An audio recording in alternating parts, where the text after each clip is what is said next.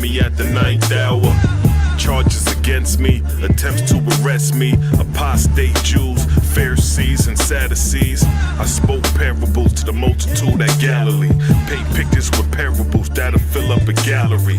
Zealous Jews, killers on a salary, jealous and confused, heart harking, burning like calories. Restore the blind, raise the dead from the coffin, bruh. But my command make angels sing like an orchestra.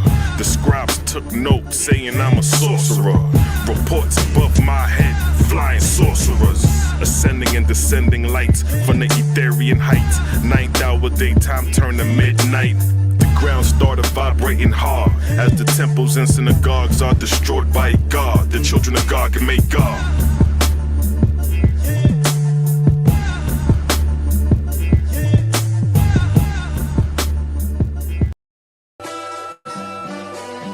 Creator gang is undefeated. Creator gang is undefeated. Know that. Know that. They not like us. Separate the real from the fake is a must. We stand on Creator and know God we trust. Team Kemet got crushed into powder and dust. Woo! Kemet looking bad now. 1, 2, 3, 4. How many men down? Look at us all running, ducking, trying to skip town. Now power one it in. You Hebrew, what you Kemet now? Siding with the people that enslaved your own people now? Chop you up into pieces and throw you in the river now. Reggie right beside you, get ate by Kemetic crocodile. Look, we got them running, covering square miles. Scared to death, what's left only to take the crown. Get smashed down on your own stomping ground. We took over like the Hicks on your turf doing a disco. 2-stepping, no half-stepping with the info. You wouldn't even know the book of the dead, bro, if it was wasn't for the translation done by my sparrow. Your time's narrow, semi-missiles blow out your arch arrows. Arches down, so goes the pharaoh. I saw him reading the glyphs like he an expert, but where he learned that from? This about to hurt. First translation came from Samuel Birch. European Egyptology gave you it first. You couldn't translate a bird to a word without looking up them European definition verbs. Y'all niggas acting like y'all blackity black, frontin' to the people, man, y'all niggas actually whack. Your pathetic comedic creation meant it's a trap. The blind leading the blind with no actual facts. Shabario Saze, you softer than Sade.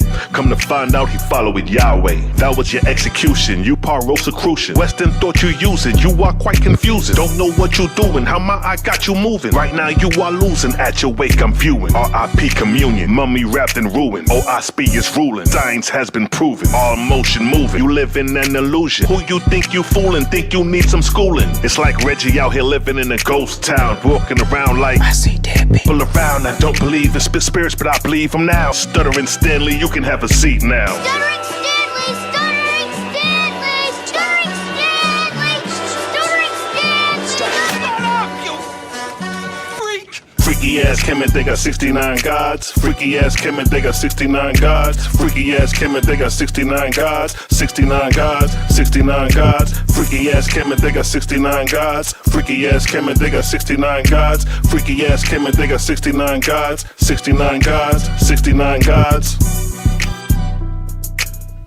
Creator gang is undefeated. Creator gang is undefeated. And it's gonna remain that way. And it's gonna remain that way.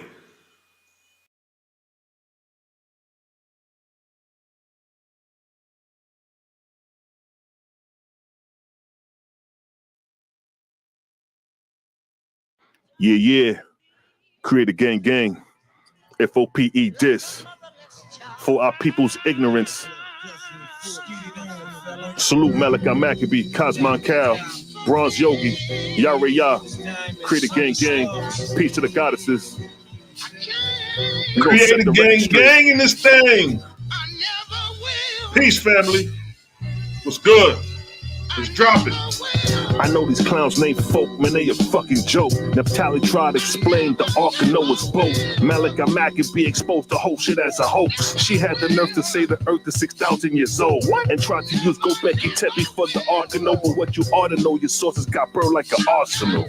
So pack it up and throw them scripts in the trash. Your God gets stoned to death for prophecies not coming to pass. Like America's supposed to get hit with the nuclear blast. 24 years later, we look back at you niggas and laugh. I should pick rocks and stone you niggas myself. Throw you in a lake of fire, watch your skin start to melt. Shawshank be the first to get blamed. When I heard the shots, look, left his people and ran. Damn. K. Judah, you fail to be a shooter. You not a teacher, you a tutor, hiding behind computers. Naphtali, you not ready for Mali. He exposed to go for wood from the Ark, come out of Cali. Long Beach, Naphtali better run a retreat. Your champion looking bad on these YouTube streets. When I waving the white flag as a sign of defeat. Bow down like Jehu and kiss the boot on my feet, nigga. Your Messiah can't save shit. Where was the Messiah when we was chained to them slave ships? Praying to a God to return ain't say shit. The God of war got you niggas stuck in a slave pit. Talking about that's prophecy. More like propaganda from a false God democracy.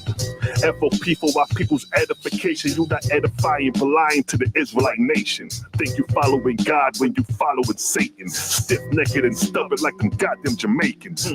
Come against Creator, gang, your doctrine's dying. When Mally cut Naphtali, she almost started crying. She ran to her husband and screamed, baby, I'm trying. That's what happens when you put a pussycat against a lion. Yeah, Creator gang is undefeated. FOP is washed up. Y'all put y'all goddess on the front line and she got her head blown off. Creator gang is undefeated. We out of here.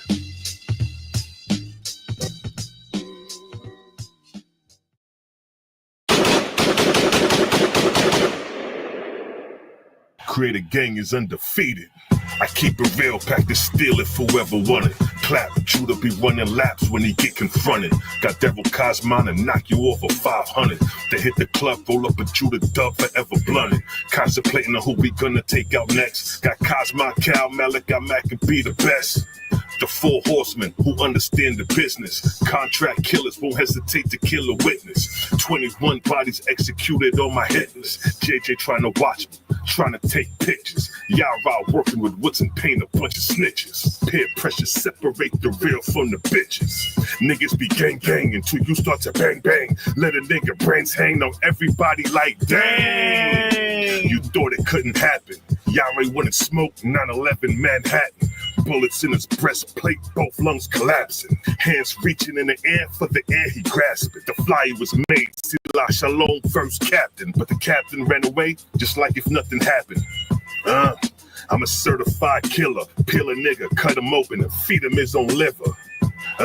Graphic is how I paint the picture. Shoot shots like a pitcher. Split JJ like a swish. Cut the head off for the lion's den and watch the rest of the body quiver. Core shots I deliver when it's crunch time on the trigger. Got 2 pair of eagles fly like seagulls when it's time. I scoot out, shoot out. Air out Yara every time. Standing behind enemy lines, killing my enemies every time. Defend the faith like Muslim Sunni soldiers at a shrine. I facilitate thoughts beyond the thoughts of mankind. Creative gang is in the prime while you niggas get left behind. Creative gang is undefeated. Salute, Daryl Cosma, Cosma Cal, Malachi Maccabee, and the whole Creative gang. Nigga, we outside with it. All that huffing and puffing.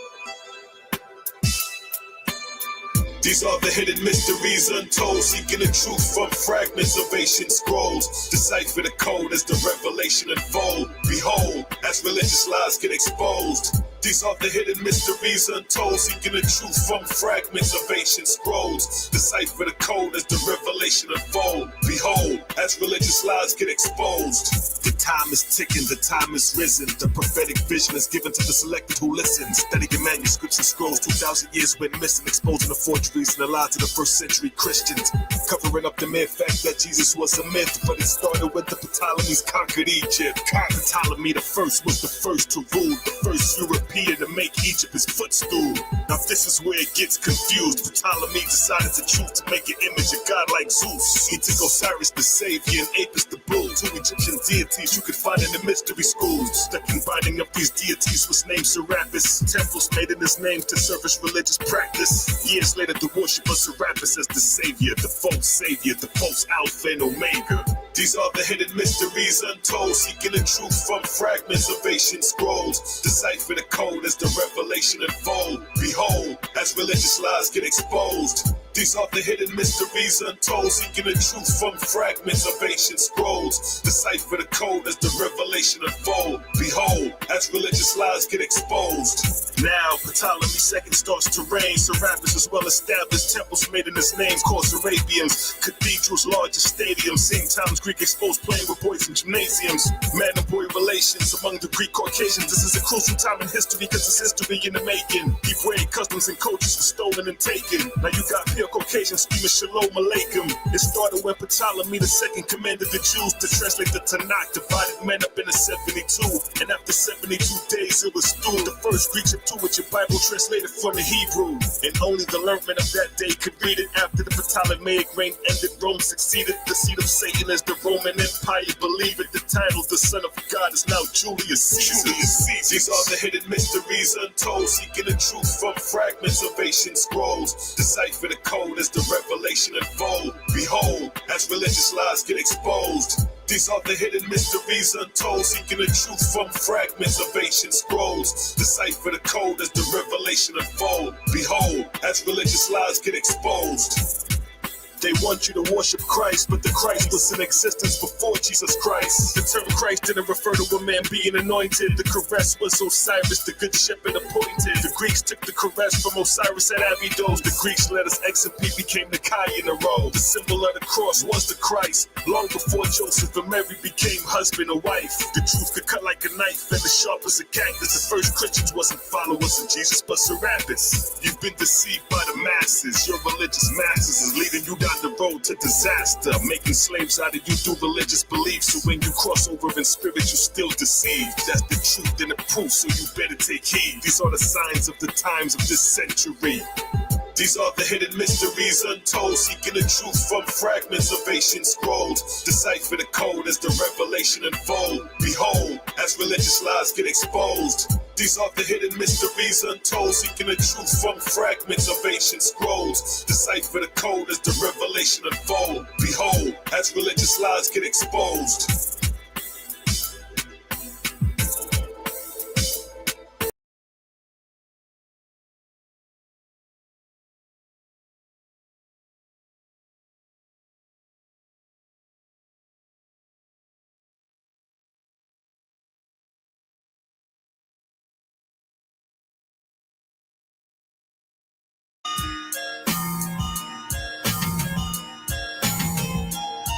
It be the legend of the four, the legend of the fallen, the legend of the ones who lost their way and left their calling. The legend of the four, the legend of the fallen, the legend of the ones who lost their way and left their calling. The legend of the four, the legend of the fallen, the legend of the ones who lost their way.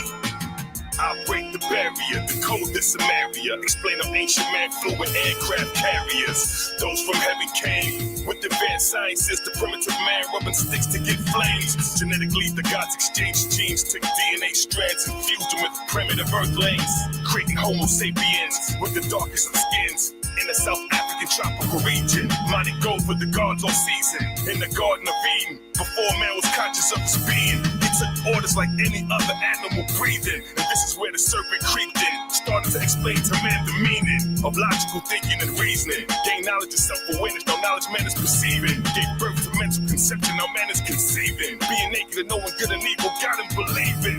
It be the legend of the four, the legend of the fallen, the legend of the ones who lost their way and left their calling. The legend of the four, the legend of the fallen, the legend of the ones who lost their way and left their calling. The legend of the four, the legend of the fallen, the legend of the ones who lost their way and left their calling. The legend of the four, the legend of the fallen, the legend of the ones who lost their way. Expelled from the highest heavens, torment on modern weapons. Humanity corrupted, genetic code is altered. The line drawn in the sand that separate the night from the day. Man mixed with iron and clay, lost their way seeking the daughters of men. Fell from the highest state, that's where the story begins. Made a pact among themselves at Mount Hermon. A Darth brotherhood expounding on them false sermons, determined to plant a seed inside a young virgin, which gave birth to goddess worship in our church service. A plan to undermine the righteous precepts and set themselves up as the only elect. A failed attempt to watch over mankind for the convoluted ways that we're thrown in the pit for all time. Bound and changing darkness with the hypocrite for following the ways of the primitive. Be the legend of the four, the legend of the fallen, the legend of the ones who lost their way and left their calling. The legend of the four, the legend of the fallen, the legend of the ones who lost their way and left their calling. The legend of the four, the legend of the fallen, the legend of the ones who lost their way and left their calling. The legend of the four, the legend of the fallen, the legend of the ones who lost their way. The wickedness of man multiplied again. The evil gem sowing seed of mischief in the land. Now we in the 17th ark after the creation of man, called the Ark of Noah.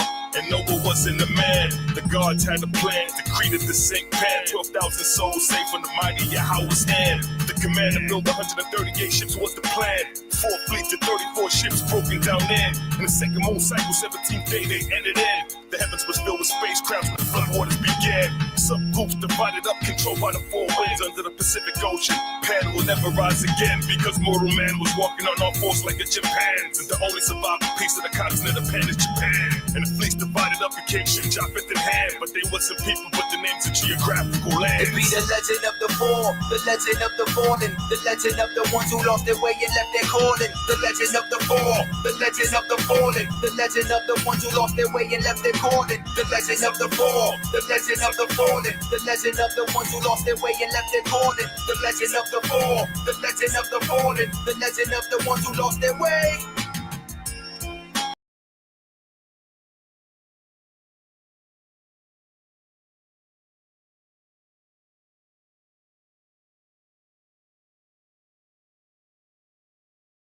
What up, fella?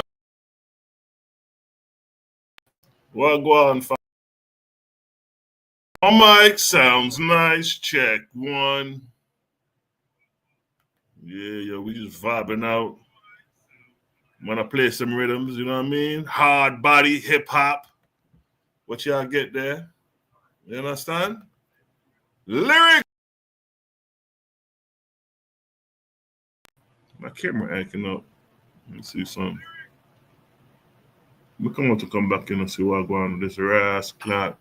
Where say family? Where say nigga two straw? Where say big man? Large up yourself. Big up yourself. We keeping it blackety black upon these parts. So black that my screen black. You can't see nothing in the bedroom. Welcome to them. Shout out to my Caribbean family. You know what I mean? The hydrant shame screen or something to see something in the blood clot. You know what I mean? Let me see here. I ain't like share in ice screen.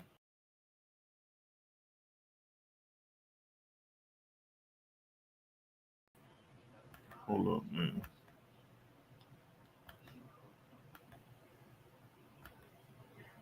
See if I can fix this.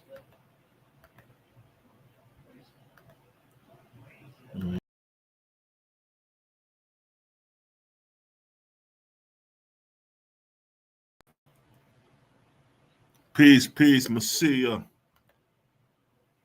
The family are coming true still, you know. Yes, I. Let me get something. All right, so I'm gonna go with. Let me get some light up in this joint. Got that Creator Gang. Creator Gang shirt. You know how we dizzle. Let me fuel the fire. Let me fuel the blood clot fire. Creator Gang in this thing. Got it. Shout out to Shan. Hooking up the gods with the shirts. What's the vibe? Not saying what's the vibe. Peace to the righteous gods, yo. It's open discussion. You know what I mean? Man, I could talk about any blood clot thing you feel. You know what I mean? No particular topic. I was just pulling up a little doc I had did a while back called Freedom and Bondage, you know what I mean? Because a lot of times, you know, when we look at this religious, when we look at the religious world, it's a lot of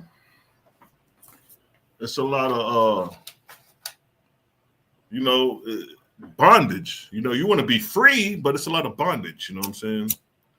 What do I mean by bondage? You're bound to the gods that you believe in. If you're a Buddhist, if you are a Christian, if you are a Muslim, these are different concepts of God that's supposed to be one God that we're all supposed to be up under. But we have these different branches of religion that venerate different gods. So with that being said, you are bound to God, a God, regardless of what that God is, who it is, regardless if you think that God is the chosen God, you know what I'm saying? You're bound to a God. Our beliefs are us. Yes, talk to me, people. Talk to me. What y'all talking about, man? I don't want to be the only one out here dropping knowledge. Y'all know what I'm capable of doing. Y'all seen the presentations. Y'all seen the debates. You see me on both sides. What y'all talking about, though? Since y'all been watching me chiming into me for a minute, let me hear what y'all got to say, man. I know y'all got some knowledge. If you fucking with me, you got to have some knowledge yourself. Peace to the righteous God. I dropped the link in the chat. Anybody want to hop on? You know what I mean? Talk about it. We can talk about whatever. Right now, I'm just sparking the conversation, you know, setting off the cipher, talking about freedom of bondage. You know what I mean? Because each religion, you are bound in that religion. So you are bound if you're following Jesus Christ. You are bound if you're following Muhammad and Allah. And you are bound if you're following African ancestry deities, whether it be China and their deification of deities, India and their deification of deities. You got Shiva, you got Krishna, you got Rama, you got all these gods over there in India that are not associated with the Christian gods or Muslim gods. So the question is, freedom or bondage? If you represent any of those gods, you are bound to those gods. You will be considered bound, bondage. You dig? Let me give you an example of what the eyes are going to talk about, yeah? Freedom and bondage. I did this a while back. Check it, right? OSB Bible, Book of S, Daughter of Jehovah, 135:36, it states, verse 35, that which applies in my heavens of the earth shall apply on earth. That which applies on earth shall apply in the heavens of the earth. So this is basically saying, as above, so below as above. Verse 36, the bondage of kings, queens, emperors, rich men, and leaders of men shall be with them in the heavens of this earth. You hear that? The bondage of kings, queens, emperors, rich men, leaders of men. Leaders of men. Who are some leaders of men?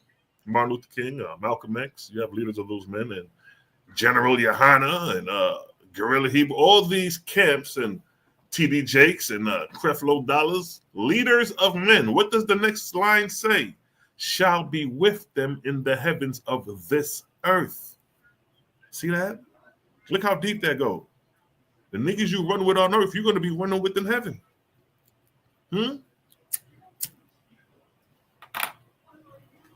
Until they have undone the tyranny they had over others, their heaven shall be without liberty to them. Now look at that. Until they have undone the tyranny. What are some of the tyrannies human beings have done? Slavery is one of them. In this country, in this Americas, the indigenous people, the Africans, have been treated with tyranny by the hands of the European in this country. So look what the verse says. Until they, the Europeans, have done the tyranny over the black man in this country, their heavens shall be without liberty to them. Without liberty. Anything goes. So slaves is getting that slave master right now. Ain't no liberty. Nigga, you killed me on earth. Now you up here with me. We about to get it popping. Ain't no liberty. Understand the condition that's going on in heaven based off of these actions done in the past. Until they have undone the tyranny they had over others, their heaven shall be without liberty to them. Those whom they sought to lead on earth, they shall lead in heaven. How many niggas trying to be leaders right now? Look at all these Hebrew Israelite camps trying to be leaders. Look at the Christian leaders. Look at the Pope. From the top of the food chain to the bottom of the food chain, you have leaders of men and their followers. Those who they sought to lead on earth, they shall lead in heaven. Neither shall they be exalted resurrection for them until the lowest of their subjects have risen before them. So all the slaves that was tortured and treated like crap by slave master, until the lowest of those slaves is risen up by the same slave master who committed the atrocity, there is no resurrection. See, this is the justice that oasp shows that the Bible don't show.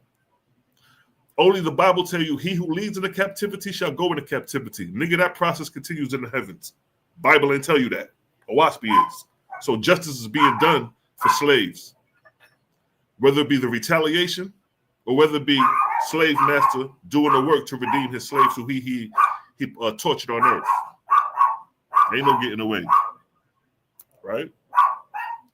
oasp Bible, Book of Osiris, Son of Jehovah, chapter 6, verse 26 through 28. Muffin, chill out. For to him who begets children, I give bondage. To them and to him conjointly. But this is a bondage that does not circumvent liberty in time to come. For they can ascend to heaven and progress conjointly. You hear that? So you're going to be linked up with family. When you rise in the heavens, your host of heaven will be your family. Listen to what the verse is saying. For to him who beget children, I have given bondage to them, and to them and to him conjointly. But look what it states. But this is a bondage that does not circumvent liberty in time to come. For they can ascend to heaven and progress conjointly. See that? Better than alone. But some gave themselves up to love earthly things, such as houses, money, and kingdoms, which things have no resurrection. Therefore, such bondage holds the person after death to the things they love. Meaning to say, when you die and you're bound to these things, these materialistic things, you're going to become a Roman spirit on the earth. That's what that's saying.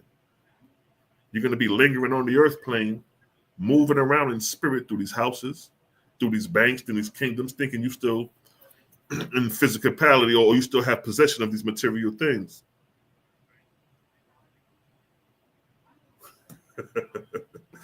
Yo, Maximus, you crazy. Hold on, let me get some to drink real quick. Family. Let me get some to drink real quick.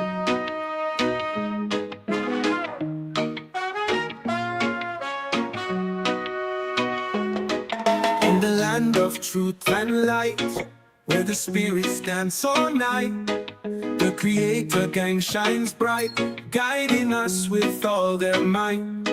Trumpets sound across the sky as we raise our voices high. Praise yes, family. Most High, under the oasp is Jah eye. over I and I. Sing songs of love. That's the new slogan. Jah over I and I. Yeah? You understand that?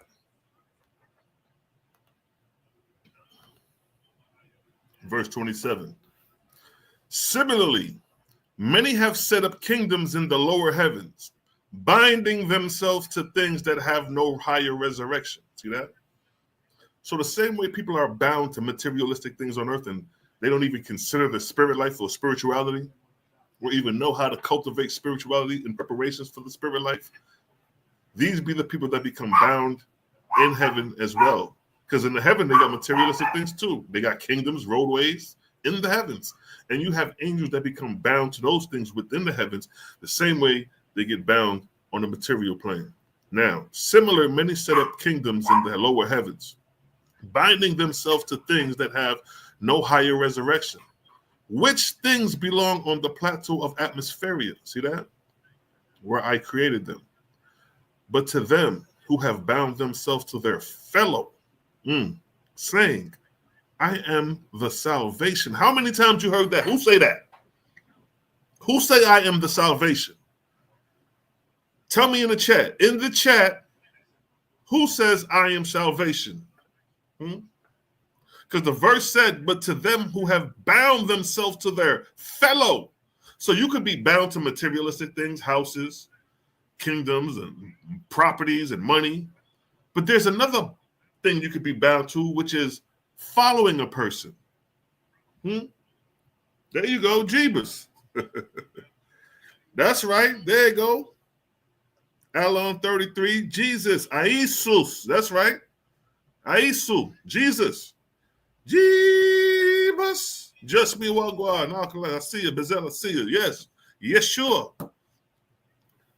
And not only that, who was the Savior before Yeshua? Right?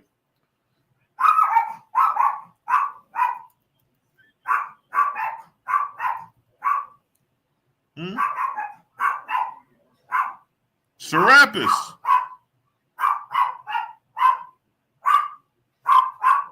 Muffin, relax. Look.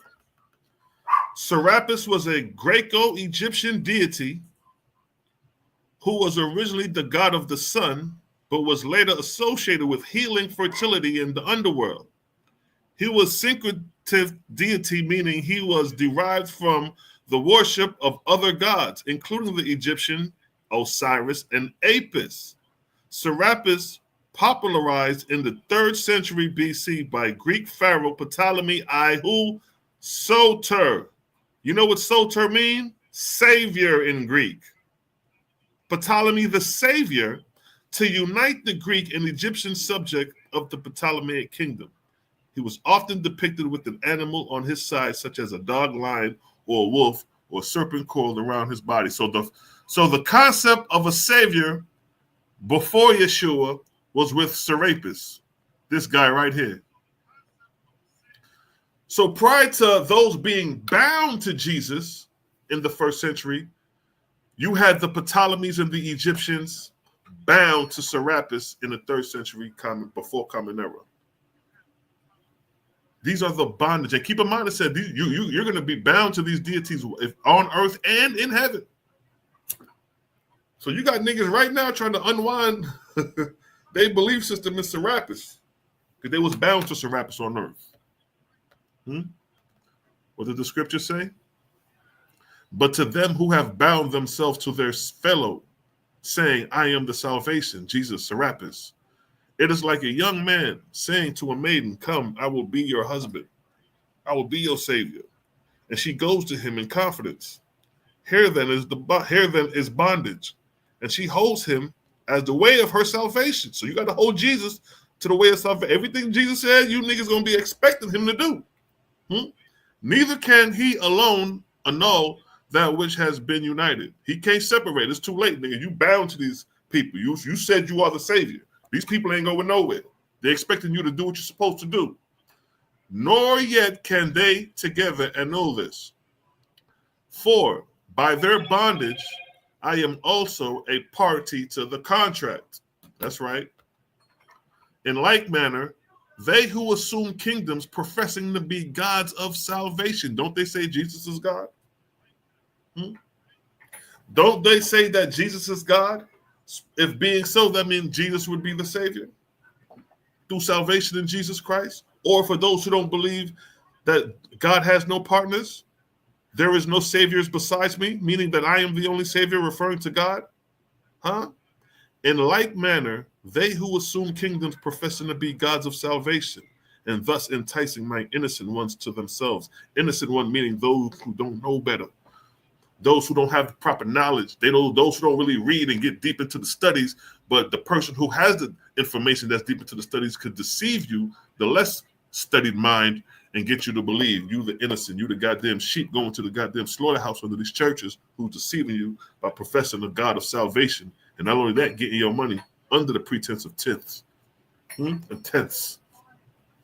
Enticing my innocent ones to themselves, become bound, not only to their subjects, but to the contract of deliverance to salvation, for I created them. Look at that. So whatever you profess your salvation is, you got to fulfill that. Serapis, Jesus, I got to fulfill the contract of salvation. And we know that these are false gods who gave you these concepts of salvation, because the only one who could save you was the Creator. Book of Fragment Patty, Son of Jehovah 21:19, verse 19. Be wise, O man, and do not tie yourselves to things that do not progress. See that? Materialistic things. Don't get caught up in the whips. Don't get caught up in the cars. Don't get caught up in the material things. Those things do not progress. Those things are going to remain here when you die. When you die, nigga, everything's still going to be here running. But it's something you got to do in preparation before you die for you to be fit for your transition. Nor set your soul upon them, lest they become what? A bondage to you in the next world. Meaning to say that when you die, you're going to be lingering in the place that you was attached to. There are heavenly places prepared for you that are glorious, way beyond the glory of this physical realm or in this lower spiritual realm that you dwell in yourself around. You still moving in the house you used to live in after spirit. No, nigga, it's places in the higher, in the atmospheric realms that are glorious for you to inhabit. You wouldn't even, once you touch down, you'd be like, damn, I should have been on this earlier. I should have been gone. Book of Jehovah, Book of Wars. Oasp Bible, Book of Wars against Jehovah. Chapter 17, verse 6. I said to them, even as I have given liberty to all my people, so shall you not force into your service your brothers and sisters. But the self-assuming gods, the false gods, make slaves of their followers. That's what you see today. They build roads round about and station armies of soldiers to prevent my newborn from coming to my most glorious kingdom. So you have false gods. These are your Hebrew Israelites who have blocked the Creator. They got you worshiping the God sitting on the throne like the ISUPK, like IUIC, like HOI.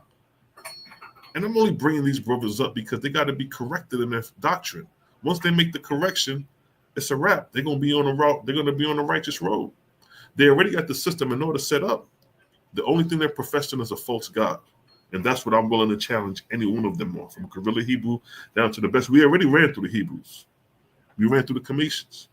All we're doing, and the purpose of the whole Battle of the Holy Books, was to show you that there's a Creator written in text that's unlike or Kemetic text. But the self-assuming gods make their followers. So the gods that you're following, the Yahweh of today that you think is Yahweh sitting on a throne, he's going to make slaves of you when you cross over. You're going to cross over. You're going to see you're going to see glory. And then there's going to be somebody guiding you and telling you what to do. They already got you because you while you was on earth, you was professing you believed in a savior. You was professing you believe in a God in the image of a man sitting on a throne. So in the spirit world, there are false gods who already have those ideologies established. They're the ones who made it up, got you believing it. So they already know you coming. They already know you. These false gods is already in the spirit world, looking at you in the physical world, already knowing you come into their kingdom when you die. Whatever God you profess, you're going to go to that realm of that God in spirit, in the atmospheric realm. They go to verse 7. They go down to the earth and inspire kings and queens and rich men to do the same things. You see that? This is how we get it on earth. As above, so below. And how they do it? Through inspiration. And they portion out to their servants,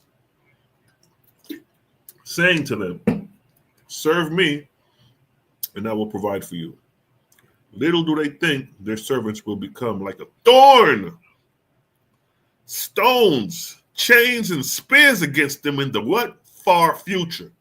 See, you laying the foundation for your own destruction early, but you don't know it yet. You professing to be a leader, you professing to be a savior is laying the foundation for your laying the foundation of your destruction later on in the future, especially if you're false, especially if you're not genuine and loyal about it. If you have a scheme about this, it's going to fall apart later on down the line. This is why false gods, they prosper and then they fall because they scheme get exposed.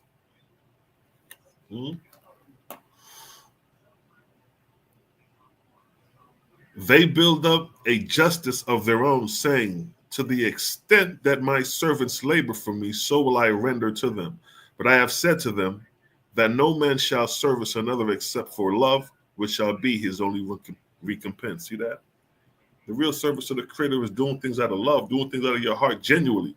Not because a nigga told you, not because God told you, not because Jesus told you, not because your leader told you.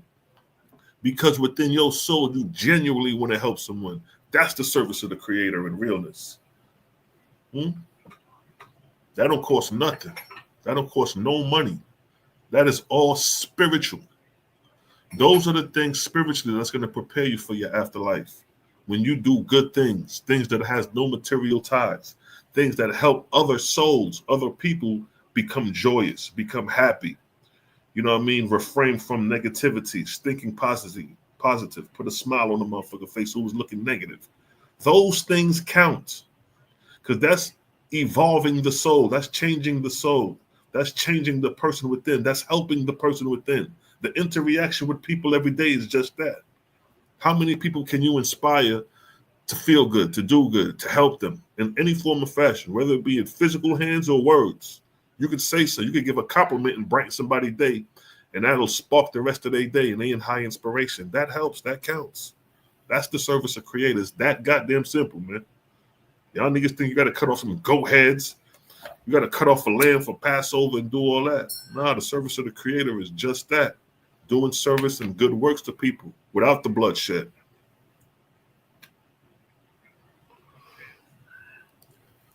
The king and the queen of the earth and the rich man shut their eyes against me. Everything I just said in service, they shut their eyes against that. They don't want to help nobody. They're selfish, self-centered. Thinking that by doing so I cannot see them, they flatter themselves that in heaven they will give the slip to their servants. But I sow a seed of bondage in my garden. And I said, whoever binds another shall himself be bound. And behold, when they are risen in heaven, their servants, meaning their followers, and their soldiers come upon them. Their memory is like a troubled dream that will not depart from them. Look at that. When you rise up in spirits and realize the one you've been following is false, Especially you find out that it was a scheme the whole time. What does it say? Their soldiers come upon them, and their memory, meaning the false gods, is like a troubled dream that will not depart from them. Can you know how you have a nightmare, you're trying to wake up out the nightmare and you can't? And then when you finally wake up out the nightmare, you so happy you got out that dream. Now just imagine you can't get out the dream and you just fluttered like that. See, oasp gives you just a little glimpse and example spiritually on our corporeal plane that we can get a glimpse of an understanding of these things that happen in the spiritual world.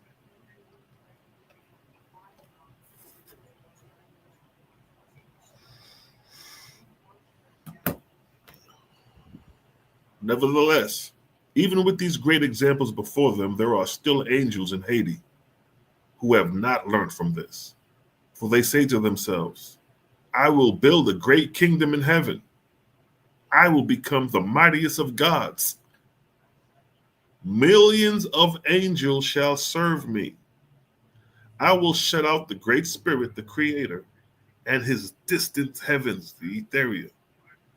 I will wall my place around with an army of soldiers and with fire and water. Now look at that right there. That's giving you a demonstration. You bring that verse down all together. Because you have deities with this mindset. You have ancestors with this very mindset right here.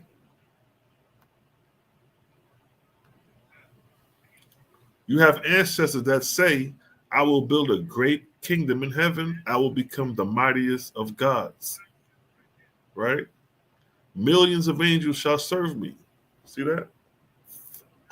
I will shut out the great spirit, meaning the creator, and his distant heavens, his ethereal heavens, his higher heavens. Because keep in mind, in the Bible, they got you believing that the new Jerusalem is coming down out of heaven to the earth. So you're not thinking of the great distance of the creator's heavens, his high heavens. And those are inhabitable worlds for you to progress to. See that? I will wall my place around. Ain't the new Jerusalem coming down from heaven going to be walled around? End of the cube. They give you the measurements. And I, John, saw New Jerusalem coming down out of heaven. A box.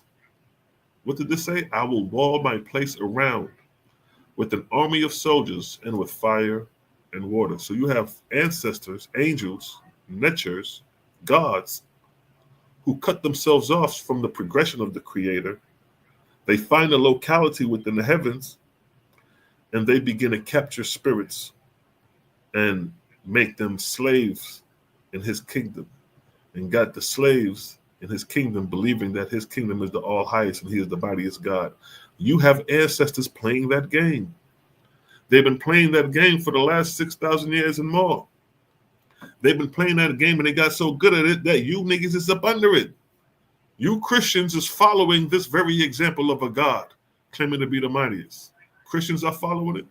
Hebrew Israelites are following it. Muslims are under the pretense.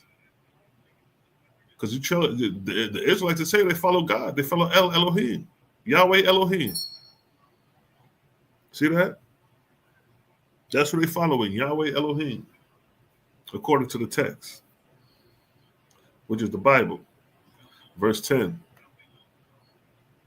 Now, as a libertine steals an unsuspicious damsel to abuse her, and in time she wakes up to the matter only to curse him, so do the false gods steal upon the inhabitants of my places and carry them into bondage. Understand what's being said here. Understand that verse right there. Look at that, right here, this line. So do the false gods, false Elohims, Els, steal upon the inhabitants of my places and carry them into bondage. You are in bondage to a false god, you Christians. You those who've been confused to think Jesus is the creator, you are in bondage to a false god under a false doctrine. And it's only a matter of time before you wake up to the fact of that and be upset that you've been deceived on that scale.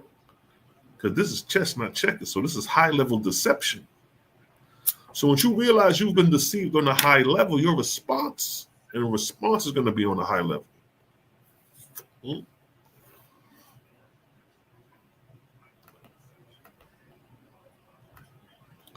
But the light of my understanding dwells in the souls of my little ones, meaning his peoples. It waits for the spring sun, and it will spring up and grow into a mighty tree to accuse these gods. So once you are deceived, time will come where within yourself, you will start to, your discernment will start to kick in and be like, you know what, something ain't right. This doctrine ain't right. This ain't right and exact. And this is where you get people leaving the church. You get people leaving the Hebrew Israelite doctrine. You get people leaving the Muslim faith because they find out something ain't right. Something ain't clicking.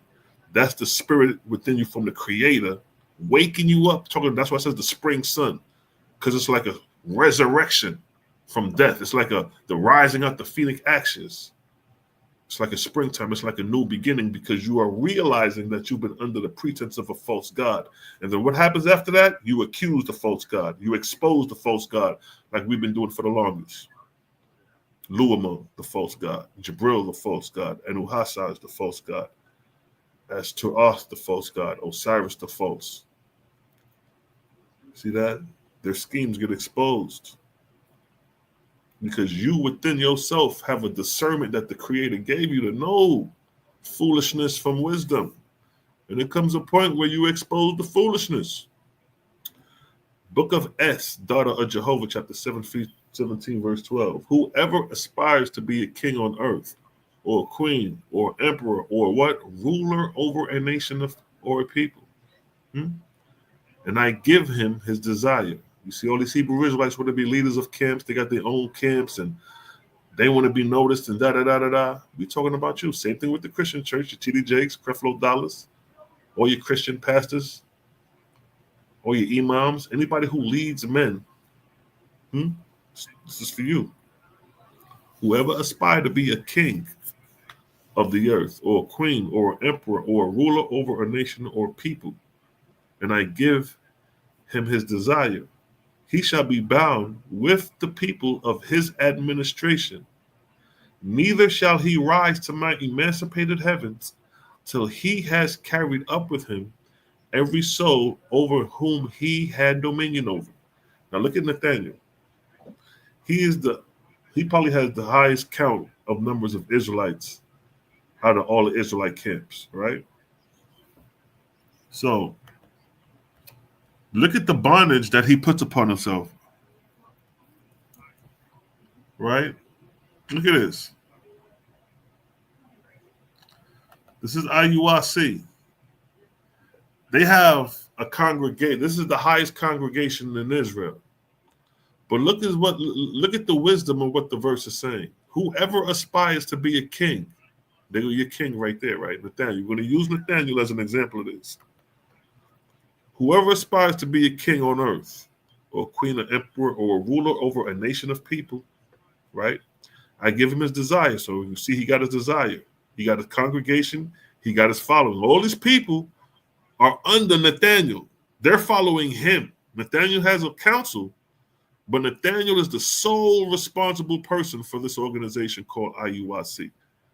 I know this because I've been checking him out when he first started on Eastern Parkway with one dude on the mic, and I've seen him grow to this. So we're using him as an example for this verse. Now look what it states. He shall be bound with his people and his administration. This is his people, this is his administration.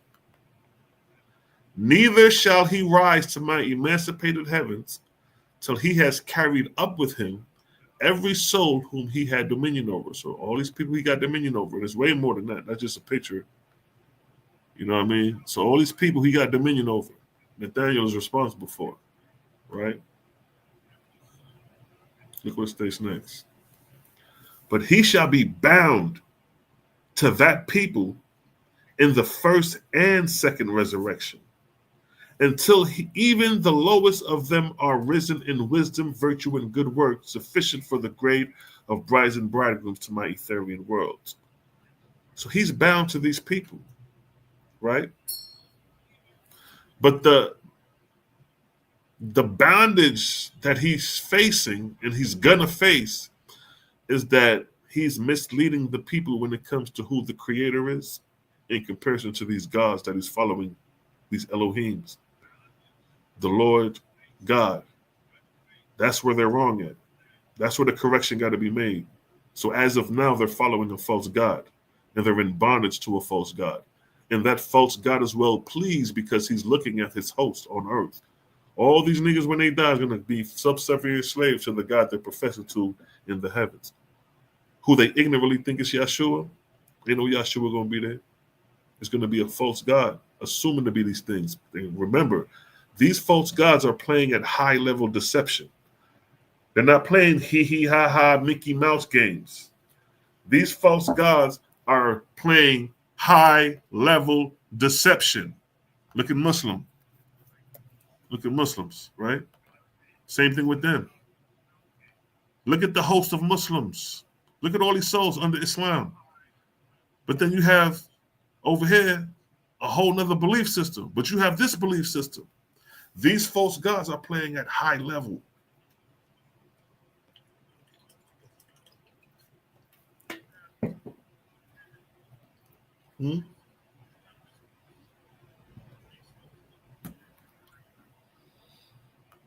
So what I'm showing you is the bondage that our brothers and sisters are under.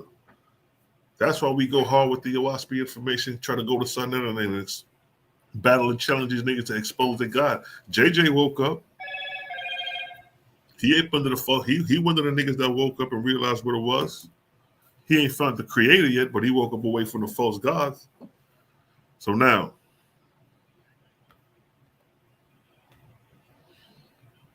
that's all I had on that. So our brothers, Muslims, and then of course we got Christians.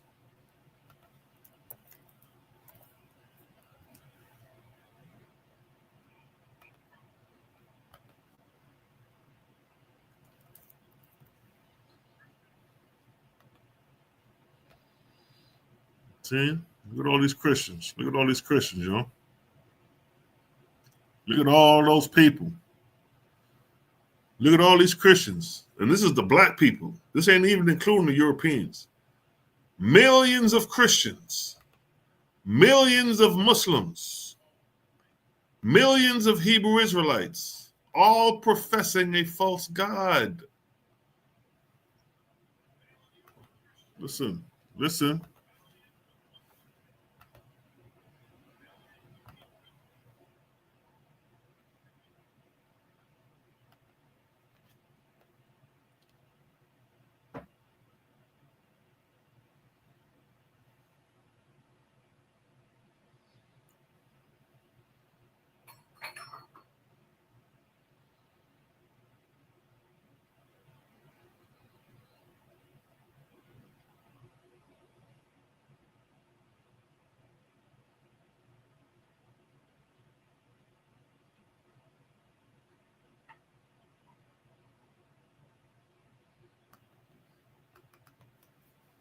Look at this. And in many of these heavenly kingdoms, there are wars and anarchy, hells, where angels torment one another endlessly. Nor will these false gods and false lords and their subjects, meaning their followers, admit that there are higher heavens than their own. You got the Israelites, you got the Muslims. They're not going to admit there's no higher heaven and there's nothing further than Allah. There's nothing higher than Yahweh, the Most High. And there's nothing higher than Jesus Christ. Huh? These niggas is going to be in war over doctrine. But here's the worst part. The spirits of the newly dead. So say all these niggas cross over. All the Israelites, all the Muslims, all the Christians, they done died, right? Believing in their doctrine. They done got old and passed away. Look what the scriptures say. The spirits of the newly dead are captured and kept in ignorance of Jehovah and his vast creations, and made to bow down in adoration and worship to the false Lord or false God, And these, so right there and there, saying you, this is your spiritual condition. Right here. You're going to be worshiping a false god, bowing down to him, giving him adoration and worship when you cross over in spirit. Your Bible ain't telling you this. There is no verse in the Bible that even gives you a description of you being a captured spirit by a false god after death. So you can be aware of these things. So you can be conscious subconsciously. So you'll know, like, all right, nigga, that over there ain't sounding right. You ain't nobody capture me after death. I'm good with that doctrine. I'll pass on. You got to be conscious. Don't be boo-boo, bobo the fool.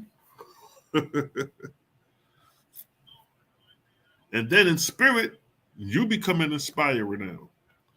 And these, meaning these ancestors, these spirits, in return, being in contiguity to mortals, inspire them. Key word, inspire them. How do you get inspired? By these spirits. Inspire them to the same worship which fits them, your ass, at the time of your death, to fall as the slaves into the dominion, which would be Islam, Christianity, Hebrew Israelite doctrine, of him, Jesus, Yahweh, Allah, whom they worship. See that? You niggas is going to be bound after death and be of subservient slaves to the gods you professing. Christianity, which is Jesus. Islam, which is Jibril Allah. Hebrew Israelite, which is Luamong. You niggas don't even know you in the Luamong. They don't even know nothing of a Luamong. What is that? Show you how far ahead of the game we is, man. So you're going to become a subservient slave after death to these false gods. We don't want that. It's a blood clot vibe, yes, family, for vibe out, yo. Well, go on and see what y'all talking about in the chat, man. I'm just giving you an idea so you could ponder upon, so you could differentiate the difference between bound to these false gods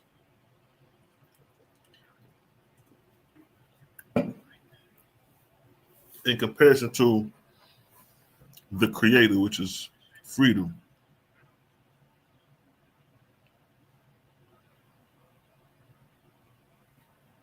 That's right. We're dealing with the higher light, man. It's all about resurrection into the etheric heavens. Mm-hmm.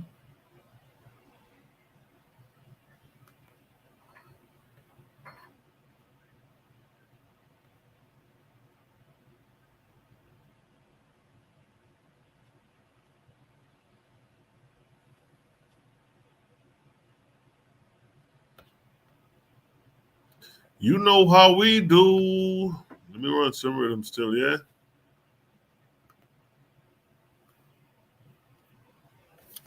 What you saying? I know. Let me put that on the screen. What you know, King?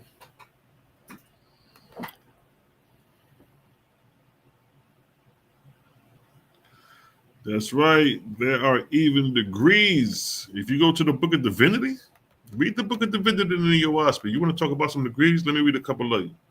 These are some of the things you're going to learn in the spiritual world when you're following the Creator. The Creator is education, freedom, right? The false gods are bondage, belief. The Creator ain't got you believing in the book. He got you learning substantial things, practical things. Let me find the Book of Divinity for you real quick.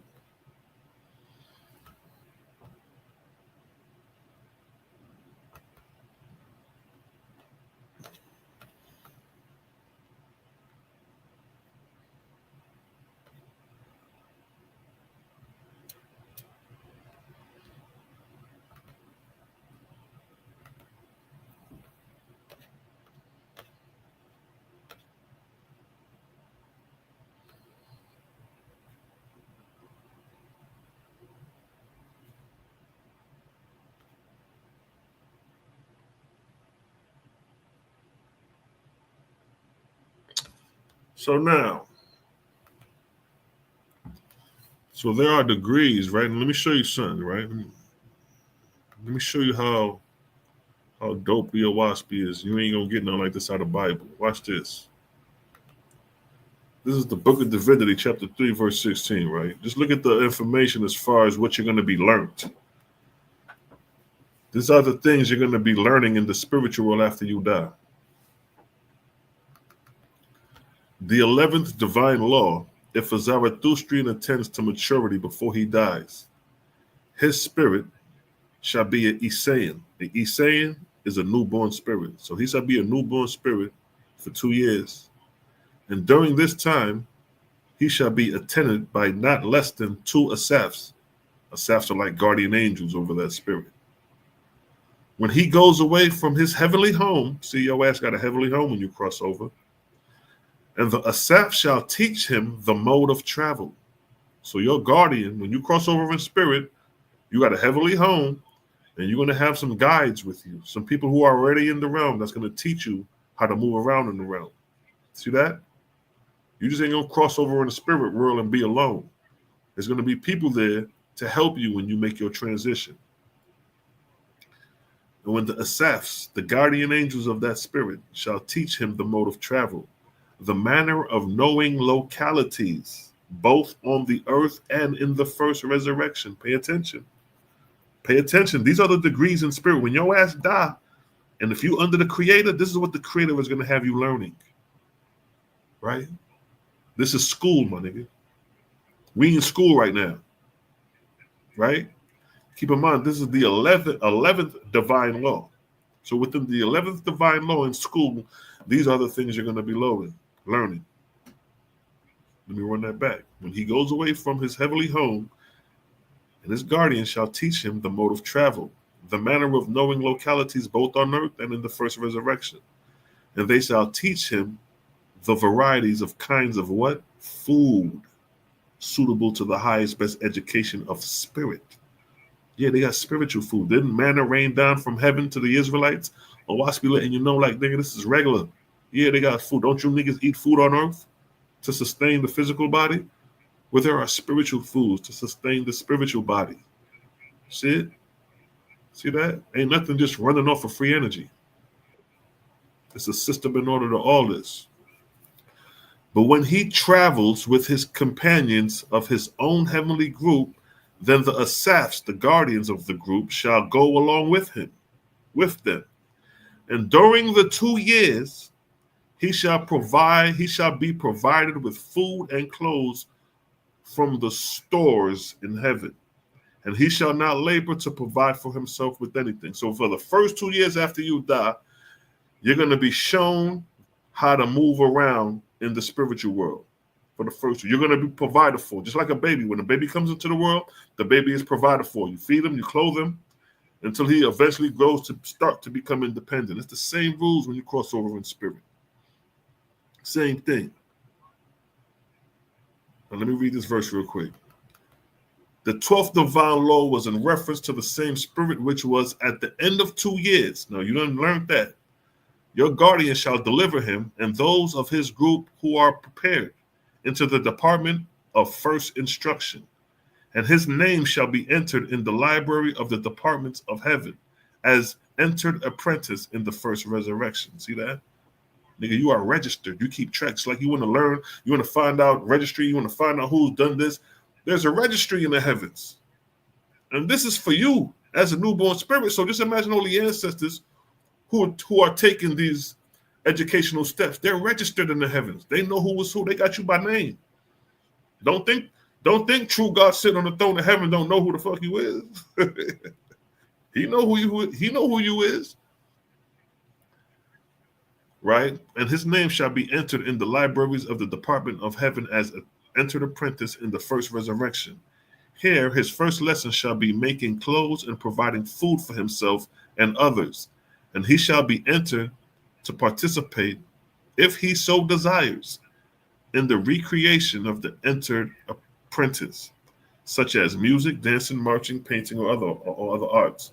So now once you have been taken care of and provided for, now you learn how to take care and provide for others. That's fair game.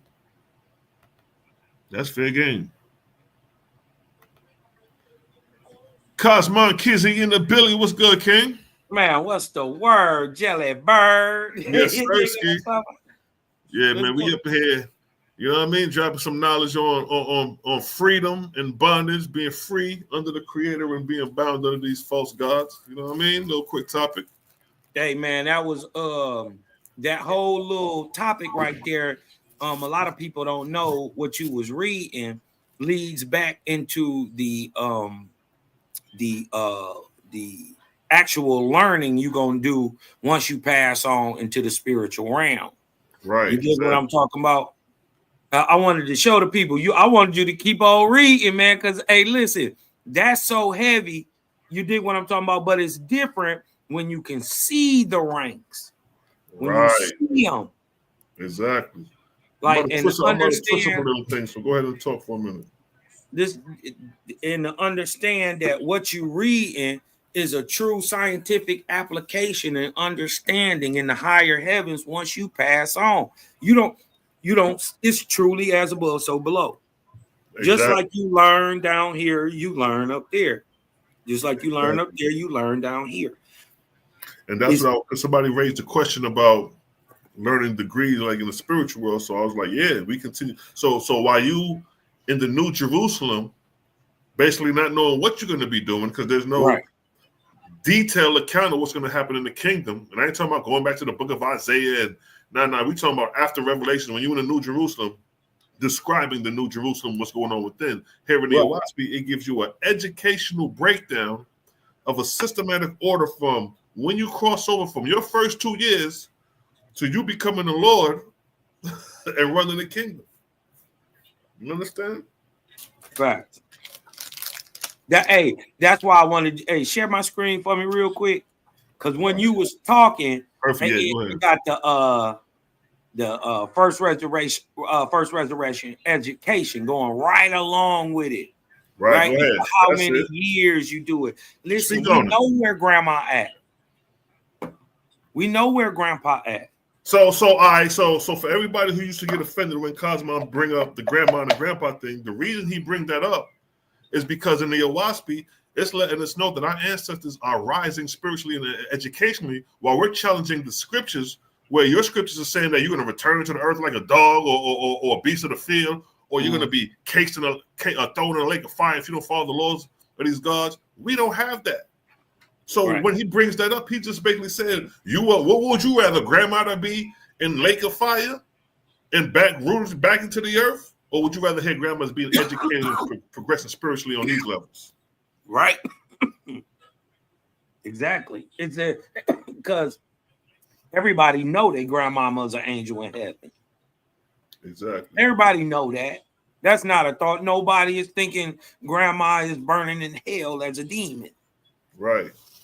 Right? We know where your ancestor is. Right? And that's the dope part. Even if you don't believe it, you don't have to believe it. Just the simple fact that you don't have a better idea, right? Proves that this knowledge is standing alone, all on its own, and doesn't need your belief and subjectivity to prove itself out. Exactly. Right? So what we got for the people who don't know what we're looking at right here, go ahead and give us a rundown of this chart. Okay. Basically, just like a child who enters into a school system, they start at a certain level and progress through those certain levels. After you learn a certain amount of information and you can act upon it proficiently, you move on to the next step. Right? It is the same way with your spiritual progression. Once you die, your physical death is your spiritual birth. Correct. Right? And the continuation and the continuation of the spirit carries on.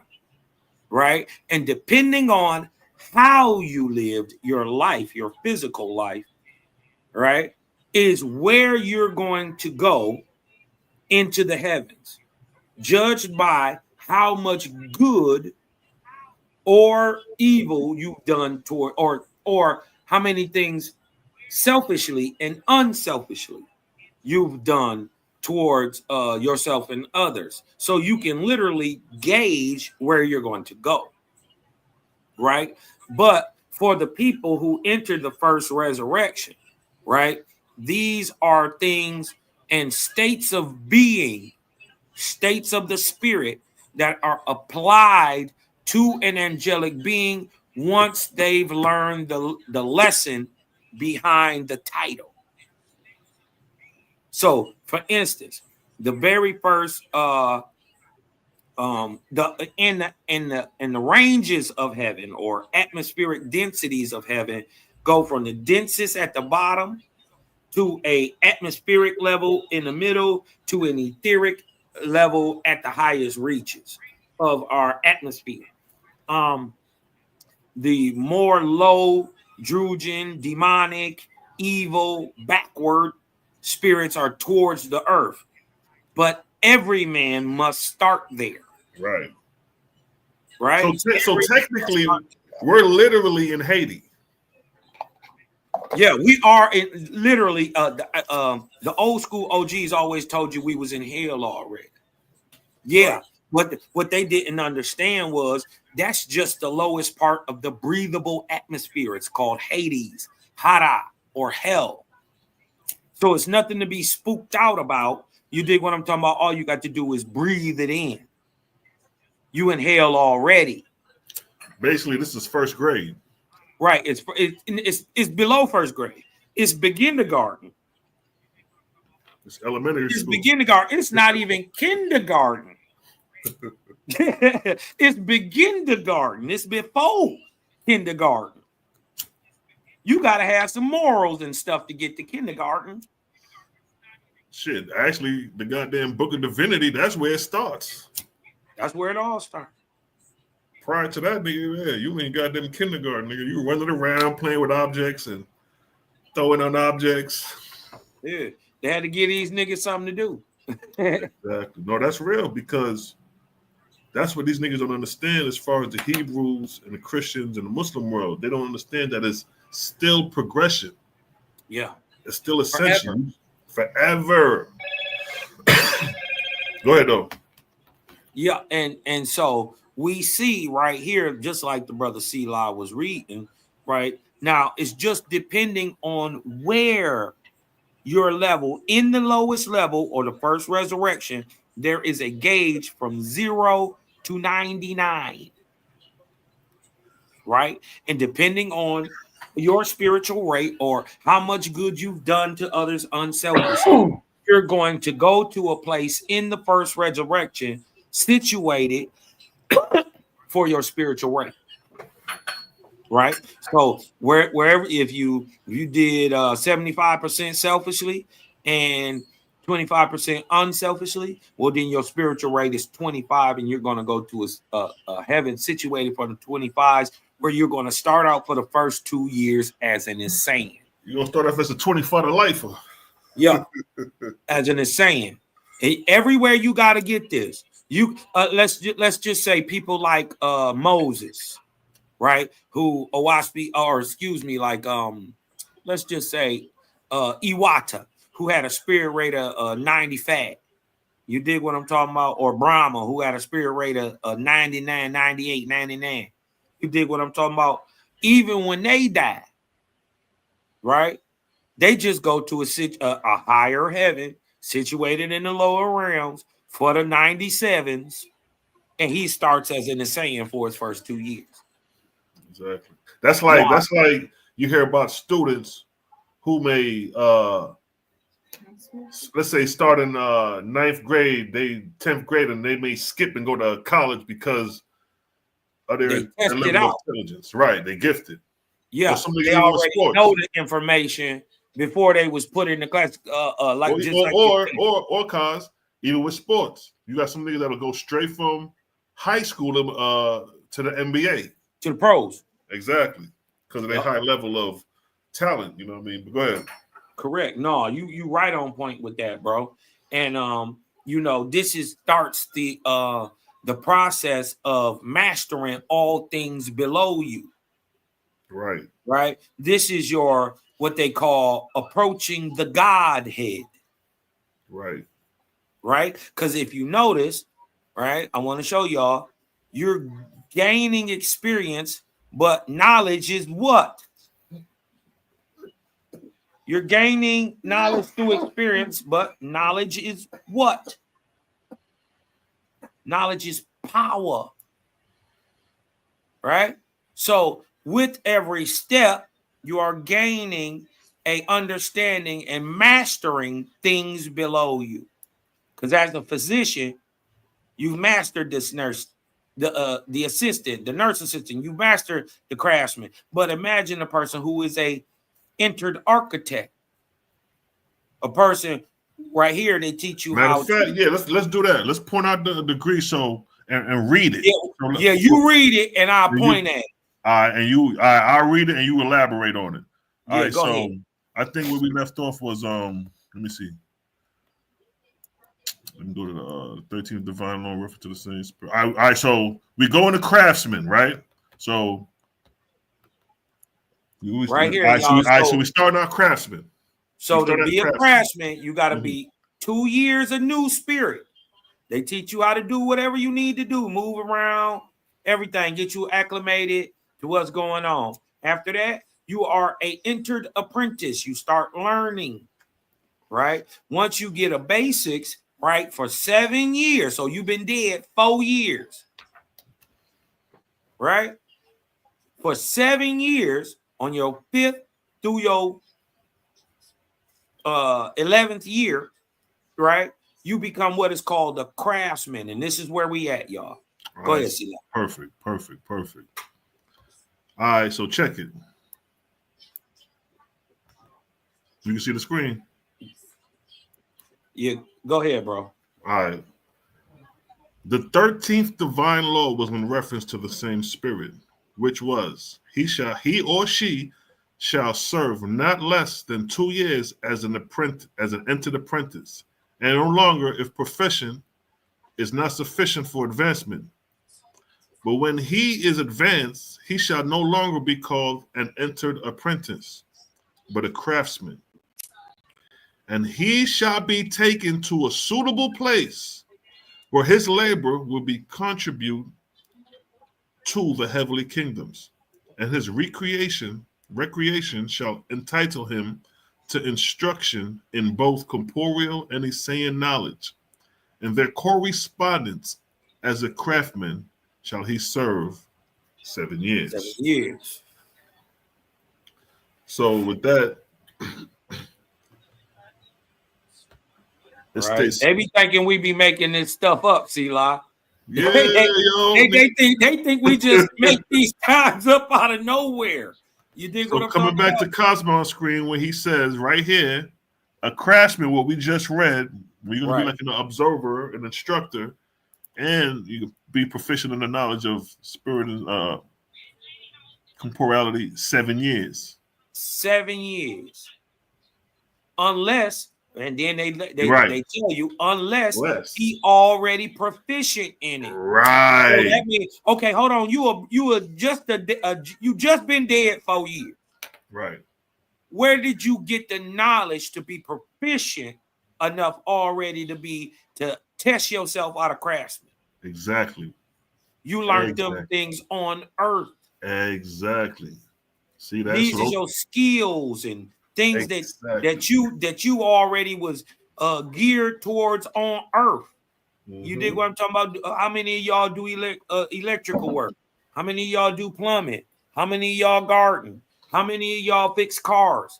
How many of y'all build homes? You geared towards that. I'm saying those building skills, right? They don't go to waste.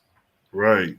You know what I mean? Once you pass on, Creator puts you in a position to advance you forever. Forever. Starting in the realms where we're at, progressing up. So when you look in the night sky and you see those starships, those chariots coursing in the night sky, way above the stars. How did you think they learned that?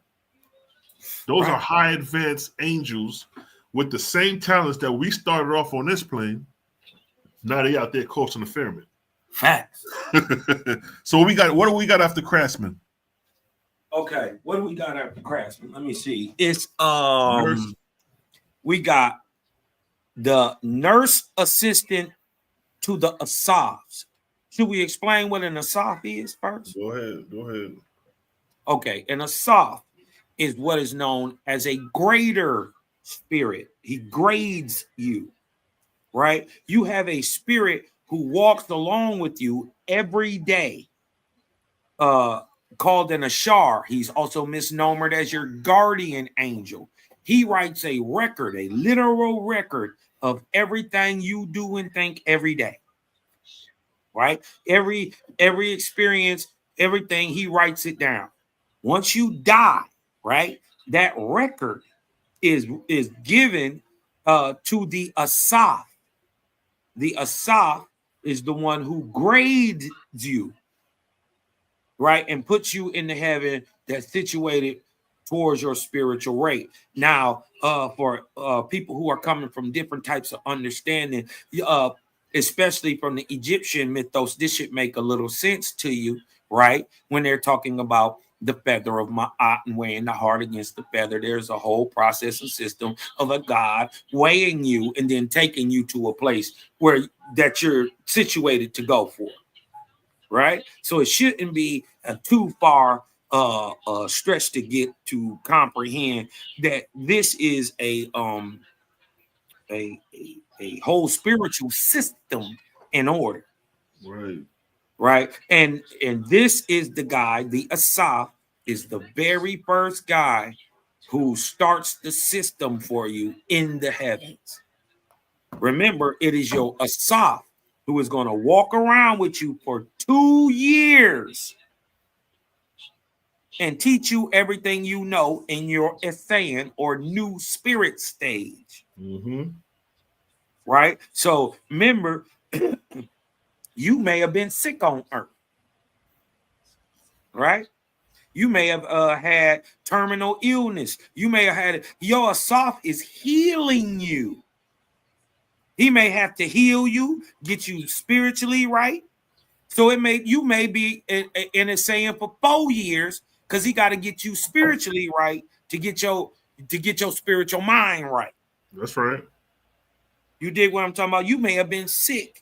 So well, or you may have been already had the spiritual experience, so you know what's going on, and you passed the SAN stage. They just teach you. Exactly. Like, yo, you're gonna start off, you know, the things are just applied to you, right? They apply to you, they teach you to learn it. You dig what I'm talking about? But you can do it in a higher level of understanding, or think about it like this: the math they teach you in first grade is not the same math they teach you in 5th grade, and yet it's all math. Right. Exactly. You see what I'm saying? So your Asaf would be like your mother spirits in the world. You dig in the spirit world, because they gonna be your first teachers. So essentially, what Kaz is saying is that these Asafs are going to be like your guardians in the spirit world. And just like an Ashar is your guardian in the physical world. Exactly. Case in point. Yep. As above, so below. You know what I mean? So we're going to read next what a nurse assistant to the Asaf is. Yeah, about to read that. Break that down, man. Because, hey, listen, they really think we be making this up, bro. Oh, hey, Kaz. Yeah. And I think Melly posted something for you in the group, right? And he circled, it was Tijuana, right? Tijuana. And in the Tijuana, it had Ahu in there, right? Yeah. But then check it though. I just took out the T and I was like, yo, maybe they pronounce this shit Ahuan. It is. Ahuan. Yeah. Tijuana, because it was Tijuana, but I just took out the T. Tijuana, Ayahuan. That Tiwanaco? Yeah, Tijuana. Listen, in Tianako is the word Ahawit written Right. out. So I just took off the T in the N part and pronounced it with the same way. Eon. Yeah, it's Ion, some listen, shit like that. listen, I'm dig like, this. yo, let me run this across Cosmo, yo. Yeah, already, you know, I already got it. It's T-O, it's T-E-O-T. This is what Sila talk about. It's T-O-T Ahuacan. You got that somewhere you can pull up. Yeah. Hold on. Let me This is a side note on top of what we doing, man. We get sidetracked with things because this shit yeah. I like Hold on, run this past cars and shit. The T.O. Yeah, hold on. Tijuana con. So I'm like Tijuana, Yeah. Iowana. Yeah. We saying Ahuan. We're just out because you know a lot of time the H be silent. Because even in the Caribbean, like in Jamaica, they'll pronounce the H silent. Like instead of saying hammer, they'll say ama. You know what I'm saying? The H is silent. So I did that shit with the H silent, and I was like, ooh. And the G and the J will do the same thing. The J will make the same sound. Also, hold on, let me show you. Look, boom. I can't make it up. It's Teoti Ahuacan. But that ain't the one I was talking about though. But yeah, that's one. I'm looking back in the chat real quick because Bentley had posted it for you, but I don't know if you've seen it. Yeah, I didn't see it. Teoti Ahua. We left our name right on the structures. Because on this one, it actually had Ahuan with the N in it. It had the N in it. There. Yeah, that's it right there. That's it. Yeah. I think that's it. Yeah. This Tiwadako. I knew what you was talking about. Hold up, man. I'm still about to look for it, man. Because look. T Ahua. We got to remember that, just like I told you up here, that anciently the vowels are interchangeable. Right? Look, with the revelation that the name of the megalithic builder is Ahua, right? Hold on 1 second, y'all. I'm still looking for this joint at the same time. Love. Go ahead. What up, though? Hey. What you doing, baby? I know. I know. Hey, look, I'm on the live real quick. I'm gonna call you right back.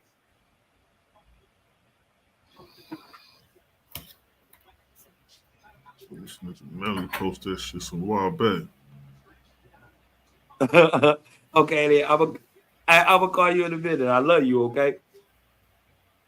Okay, I'll call you back in a minute. Tell kiss grandma for me. I'll tell her I love her. Okay. Bye. I love you too. Bye.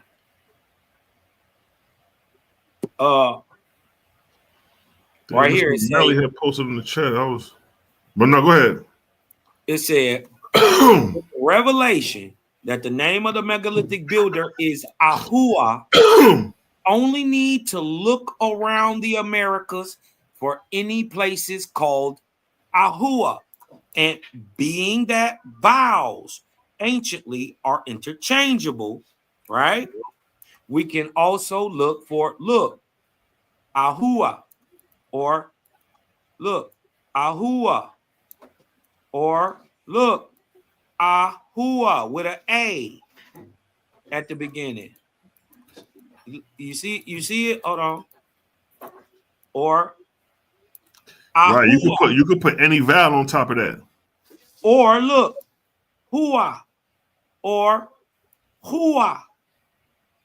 It's all the same word. Objective. But you had other names on there. Go to the other ones though, because I think the one he had, it had Tihuan, it had Tihuan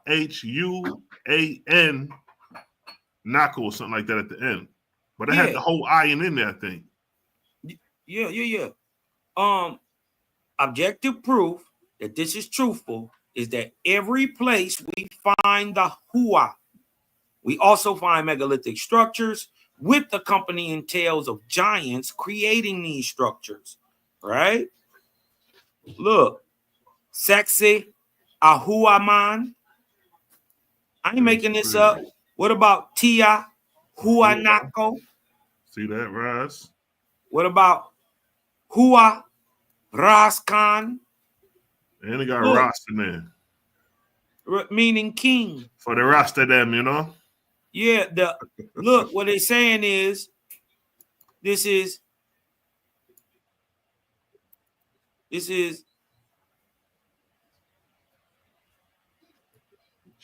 the giant nigger king land. Ras, Hua are the giant Negroes of America. Ras, meaning king, above, descent from holiness. Ras, king. You dig what I'm talking about? Hua Ras Khan is the land of the large or great or kingly Negroes. Hua Ras Khan. It's some more names you got. Yeah. Chevan de Hua a Huan Tar. And these is underground megaliths. They underground. Right? They underground. What about Huaraz? That's laid out like our solar system and like a time clock. Oh, let me back up out of this so I can fit it on the screen a little bit. Right? What about Hua El Toro? Huaca. This is how they say it today. Huaca El Toro. Huaca. Or the land of the large Negroes. El Toro, the bull. The bull land. This is power. That's what bull stands for. Power. Tau. Right? Authority in things that are enforced. Huari. Right? More megalithic structures.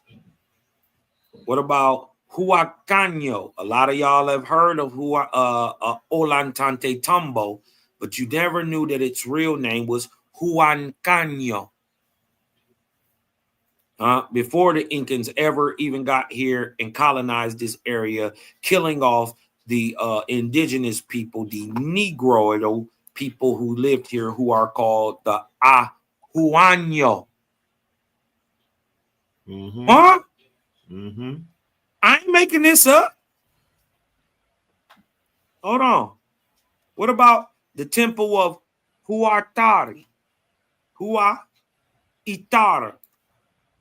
Look, this is a temple. Wait. Okay, hold on, Sila. They got to explain if this is a temple, right? If this is a temple, what melts this? This is rock. What blew this up and blew this out and turned it into a melted puddle of rock? What does that? That's that Aja, huh? Come on. That might be just straight nebula escrow. This look like bombed out, bro. How do you burn rock? Where the heat coming crazy. from enough to burn rock? Ain't no volcanoes down there that's active down there like that. Not right there to do that. And then it would take more heat, because remember, this is a temple. That means it was built up higher than it is even right now. You can tell how the structure was down here at the bottom. What turned it into that melted, discolored mess up at the top? That's crazy, yo. They don't even look at what they claiming that they got. They ain't even looking at that. Look at that alone. Look at that. Come on, man. We built everything. Who is this? Ain't nobody This is the talking about that, copper-colored yo. American. Ain't The nobody talking about copper-colored that. American who just so happened to be a large Negro, just like Black Panther, the son of Tuscaloosa, and Tuscaloosa himself, and many of the hierarchy and kingship and chieftainship of the American Indian was in the first place. They were all large Negroes. This is what this means. Ahua, copper-colored, Negroidal. That's what this means. The warrior stock. These the dudes on the Inca stone. These niggas out here building pyramid. Ain't nobody talking about this, bro. No, because they don't know what they're talking about, nor who they're talking about. You had no idea their name was Ahuan, so you never knew it was sitting in front of your face the whole time who built it. And for those who don't know what he's talking about, let me just show them something real quick. This was the name he's shown with the Ahuan is basically a race of people that the oasp mentions. In the, Look, this is what Mally brought up right here. Ahua. Even if I say it with the I, it sounds like an A. Ahua. Where that right? Huanako. Who put this stuff on the mountain? This is way up in the mountain. So this is what he's talking about right here. Put it way up on top of a mountain. 10,000, 12,000 feet. Who did that? See, look, it says a new tribe began on the earth, and they were called Ahuans. Owens. Right there. So that's what Carl's is showing you, that these megalithic structures were created by these people called Ahuans. And keep reading though, because they be thinking I'm making this up. Because they were half breed between the Drooks and the Ahuans, the Ains, the Ions. The Ahuans were what?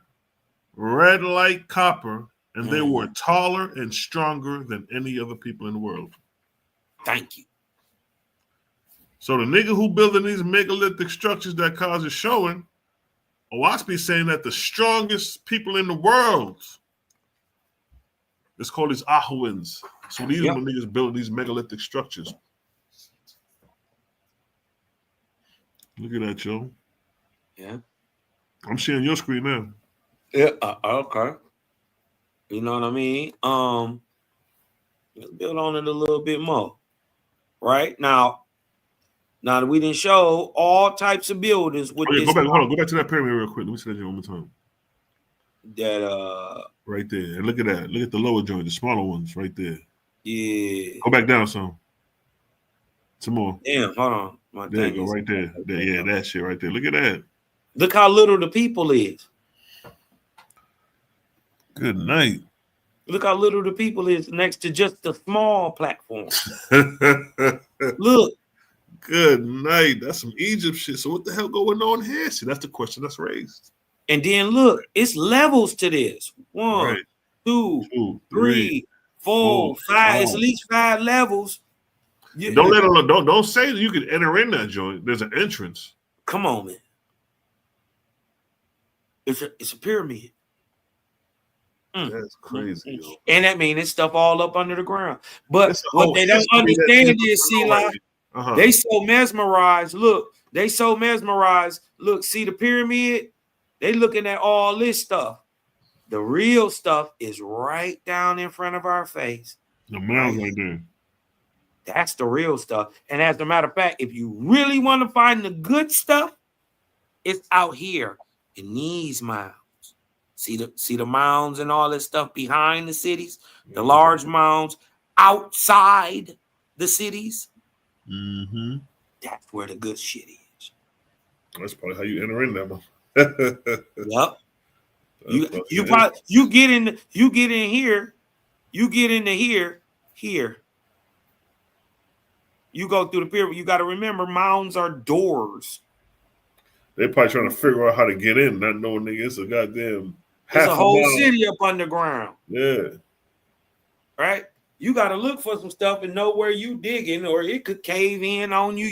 You got to know what you're doing. But it's a whole civilization, and we see this all over the world. Mm-hmm. We see mounds all over the world, everywhere.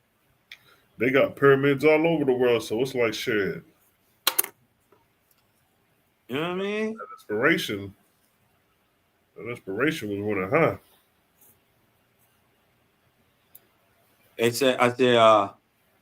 there are hundreds of more examples of Hua being connected to megalithic structures in America alone. Now, in hopes of not being too long-winded, I specifically stayed on those of just the Americas. The modern-day copper-colored race found here in America, Indians, quote-unquote Negroes, by the colonizers, are modern descendants of the large copper-colored race. FYI, the so-called Olmec were of the Ahuan race. This is why they carved themselves so big. Look at that. See that? Huh? Makes sense now. An Ahuan right there. An Ahuan. That's It's what you just you. read. Copper color big nigga. And you are, even though you are gone, you still an iron leaning Ahuan. To this day, you are Angui, but Anguis are what? Iron and Ahuan. What he is. The big nigga. You mixed in with the little nigga. That's all it is. This new type of information linking the modern copper-colored race to America's deepest antiquity can be startling to many. But what should be even more startling is the fact that this information is not new in fact, but more akin to hidden. Let's take a further look into actual men with giant stature being found in America, right? So this is from Ancient Origins, right? And it says the Iroquois, the Osage, the Tuscaroras, the Hurons, the Omahas, the Algonquins, and many other North American Indians all speak of giant men who once lived and roamed in the territories of their forefathers all over what is now the U.S. are traditions of these ancient giants, right? Now, these are some of the top 10 discoveries in North America, right? We ain't going to go through all of them, but we just want to read down into some of this stuff that this is not made up, right? You're going to find one thing that's consistent with these giant bones. One thing. I'm not going to tell you what it is, but by the time we get done, you're going to see one thing happens to, or two things happen to every single one of these bones. They come in contact with the Smithsonian, and two, they disappear. They disappear. Right. You dig what I'm talking about? Now, over 1,000 counts of 7 foot, over 1,000. Listen, over 1,000 accounts. And dig about this. If even only 10% of them is telling the truth, then guess what? It's the truth. Over 1,000 accounts of 7 foot and taller skeletons have reportedly been unearthed from ancient burial sites over a 200-year period in North America. Newspaper accounts, town and county histories, letters, scientific journals, diaries, photos, and Smithsonian, Smithsonian ethnology reports have carefully documented this. These skeletons have been reported from coast to coast with strange anatomic anomalies such as double rows of teeth, jawbones so large as to fit over the face of the finder, and elongated skulls documented in virtually every single state. Look,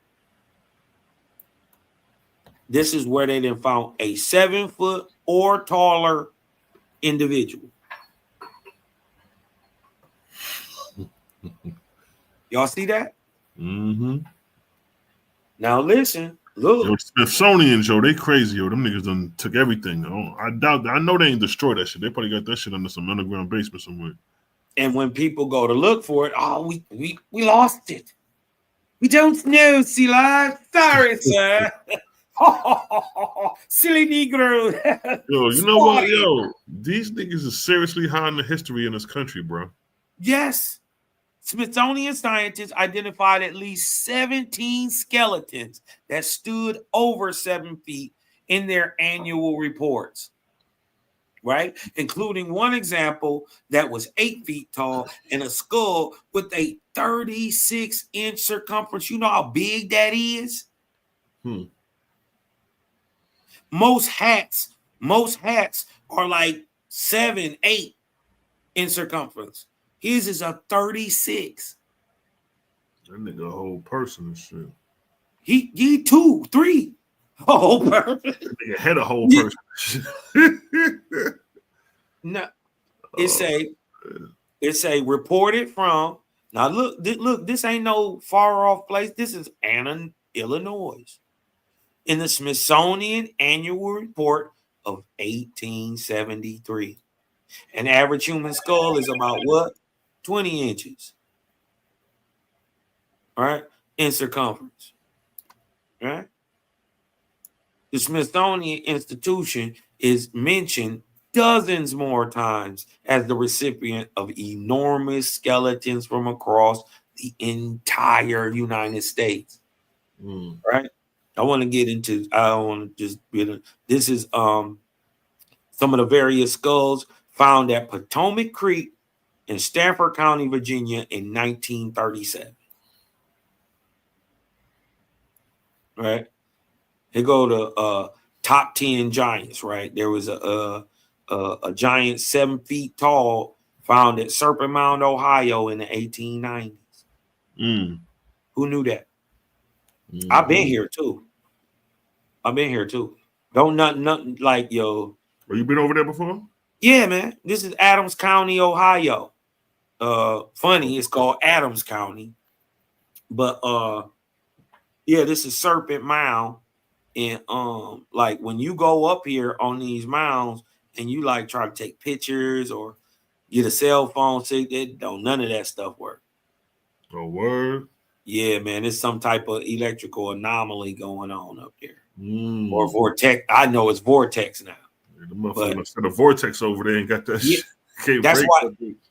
And it affects right here in the center, which I believe is a representation of the sun and creation. Right? I believe this is the movement of our solar system, and this is showing its spiral movement right here. This is the Great Serpent.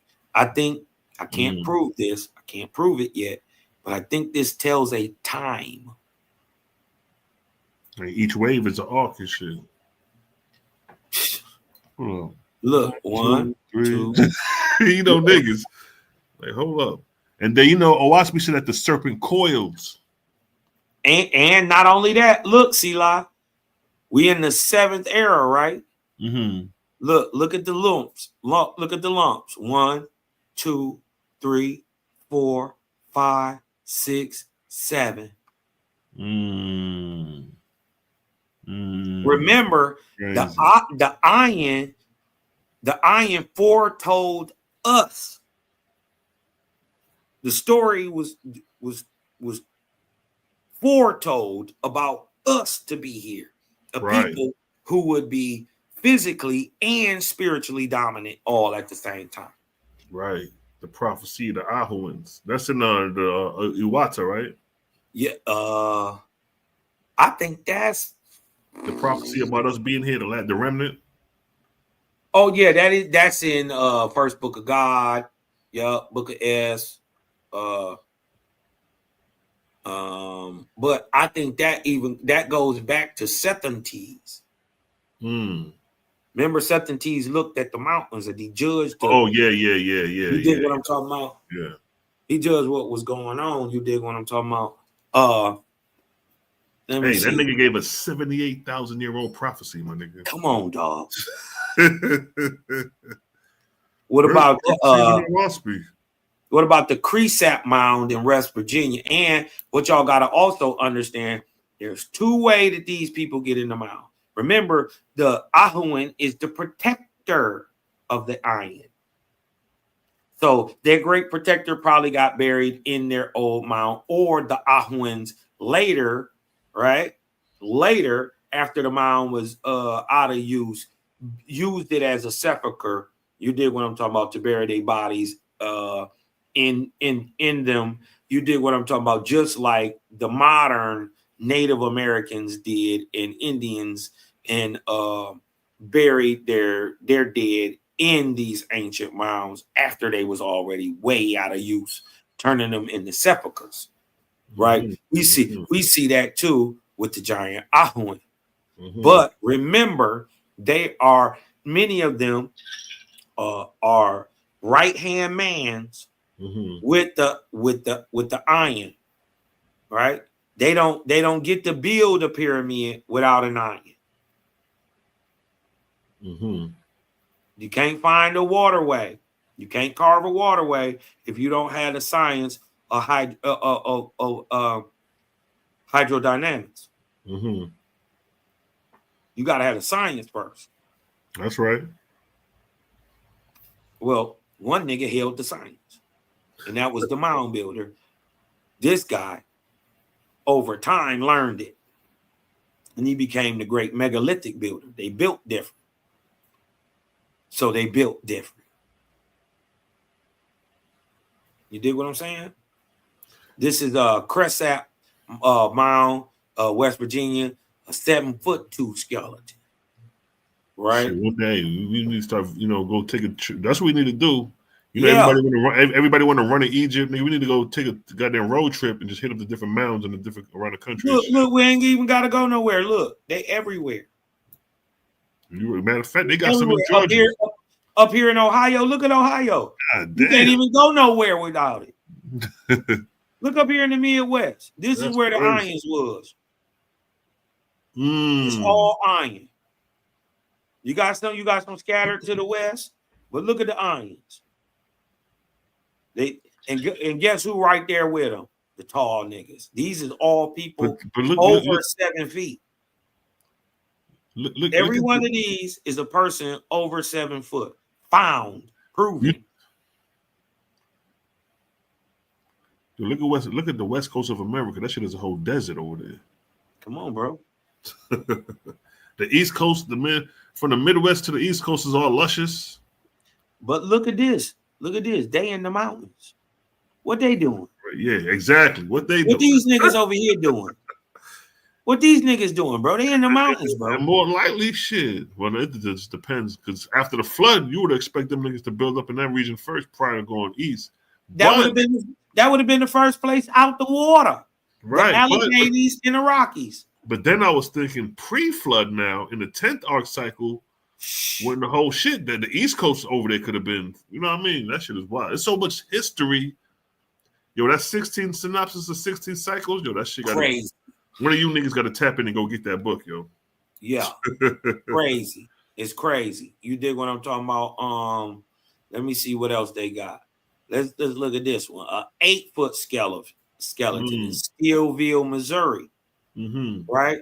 As part of the search of the Lost Giant show, Jim and fellow researcher James Clary investigated the following account that had this heading: an ancient Ozark giant dug up near Steelville. Strange discovery made by a boy looking for arrowheads gives this Missouri town an absorbing mystery to ponder. This is from the Steelville Ledger of 1933. The skeleton, he said, it turned up a complete skeleton of an 8-foot giant. The grisly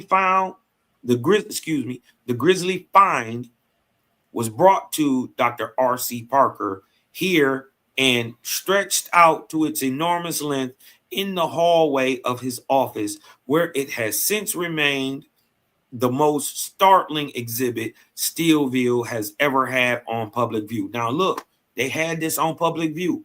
What happened to it? Where's that? Now, I want to show you how big this nigga is compared to a regular 6-foot man. Watch this. Now, what? Hold on, let me read it. While reading through the microfilm at the Steelville Library, 3 reports of the find were uncovered, including the photo that shows Les Eaton, a 6-foot man, laid out next to the 8-foot skeleton in Dr. Parker's office. Now, watch this. Look, it ain't even got his feet. Look how big he is compared to dog. Look how big his bones are compared to kids. He just can't be 8 feet. He got to be 8 feet proportionate. Right, exactly. Not no retarded looking shit. Yeah, what y'all don't understand, this a 400-pound man. 350 ripped, shredded. I mean, he's shredded if he 350. At 8 feet, he is ripped. That's like them Samoan niggas and shit.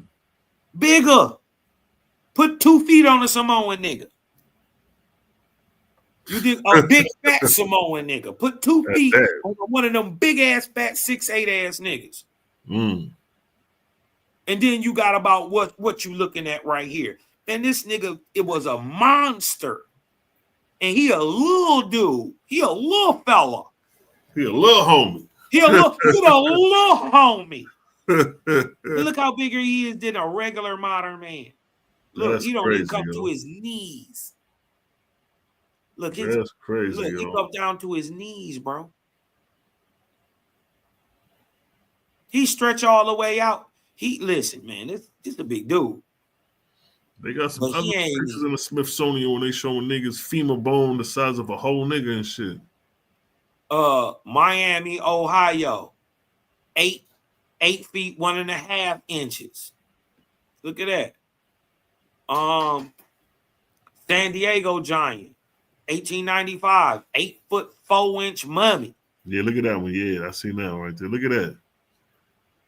That's And keep in mind, Zaratustra said he was the size of 3 ordinary men. That's just one. That's 2 niggas right there. That's one, because he about the size of 2 niggas, I guess, stacked up a little probably.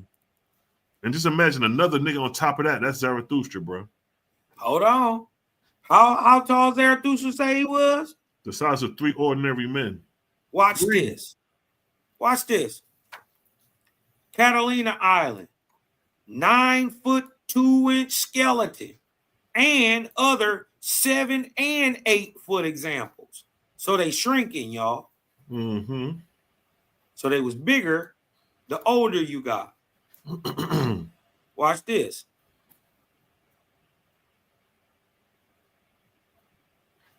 What about Beaver Lake in the Ozarks in Arkansas? A 10-foot skeleton. Hold on, they got pictures of this stuff. The skulls of giant cavemen, many of these caves had a, what does it say? Hold on. At a depth of more than 3 feet, he found the remains of several giant human skeletons, including an almost perfect skull, which differed in many particulars from the modern specimen. When partly joined, the largest skeleton was almost 10 feet tall. How much you want to bet it was one of these guys? Them are some grizzly looking dudes. Yo, it's off the skull alone and shit. Yo, this is not a nigga you want to meet in a dark alley. You dig what I'm talking about? That's crazy. 10 feet tall, him and his homie. And then they got the little 7-foot homie with him. That's crazy. Listen, it's crazy. Hold on. That's all North America too, ain't it? This all North America, just from the continental 48. You dig what I'm talking about? Look at Lompoc Rancho, California, a 12-foot nigga.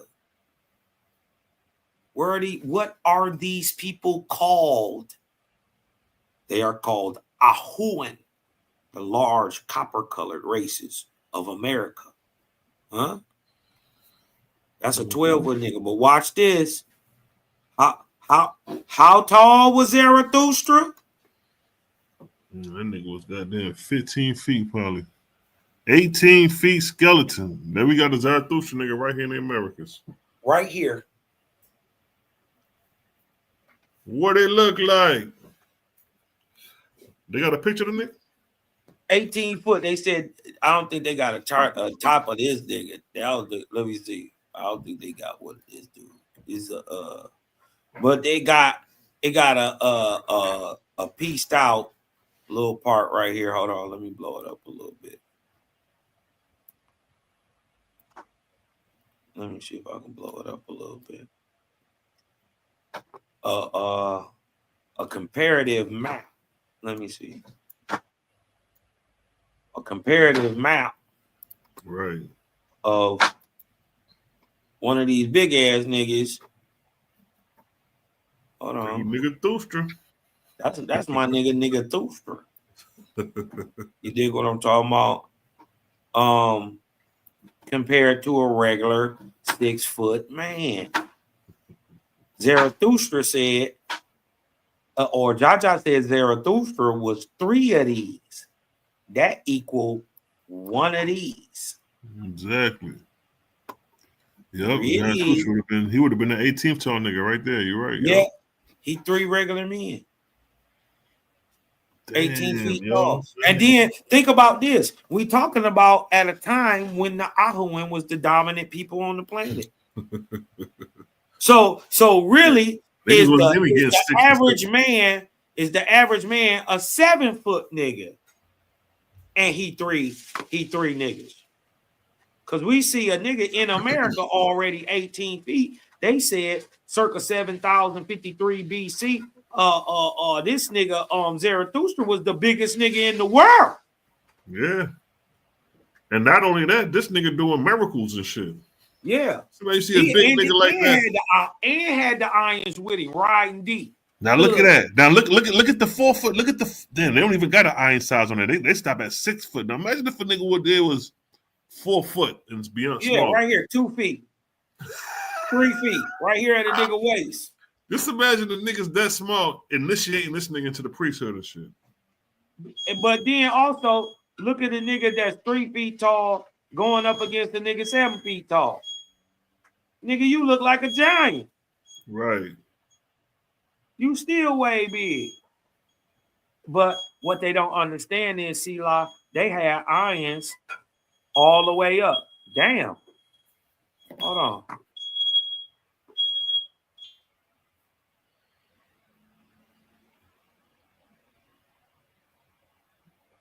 $18 feet, yo. That's wild.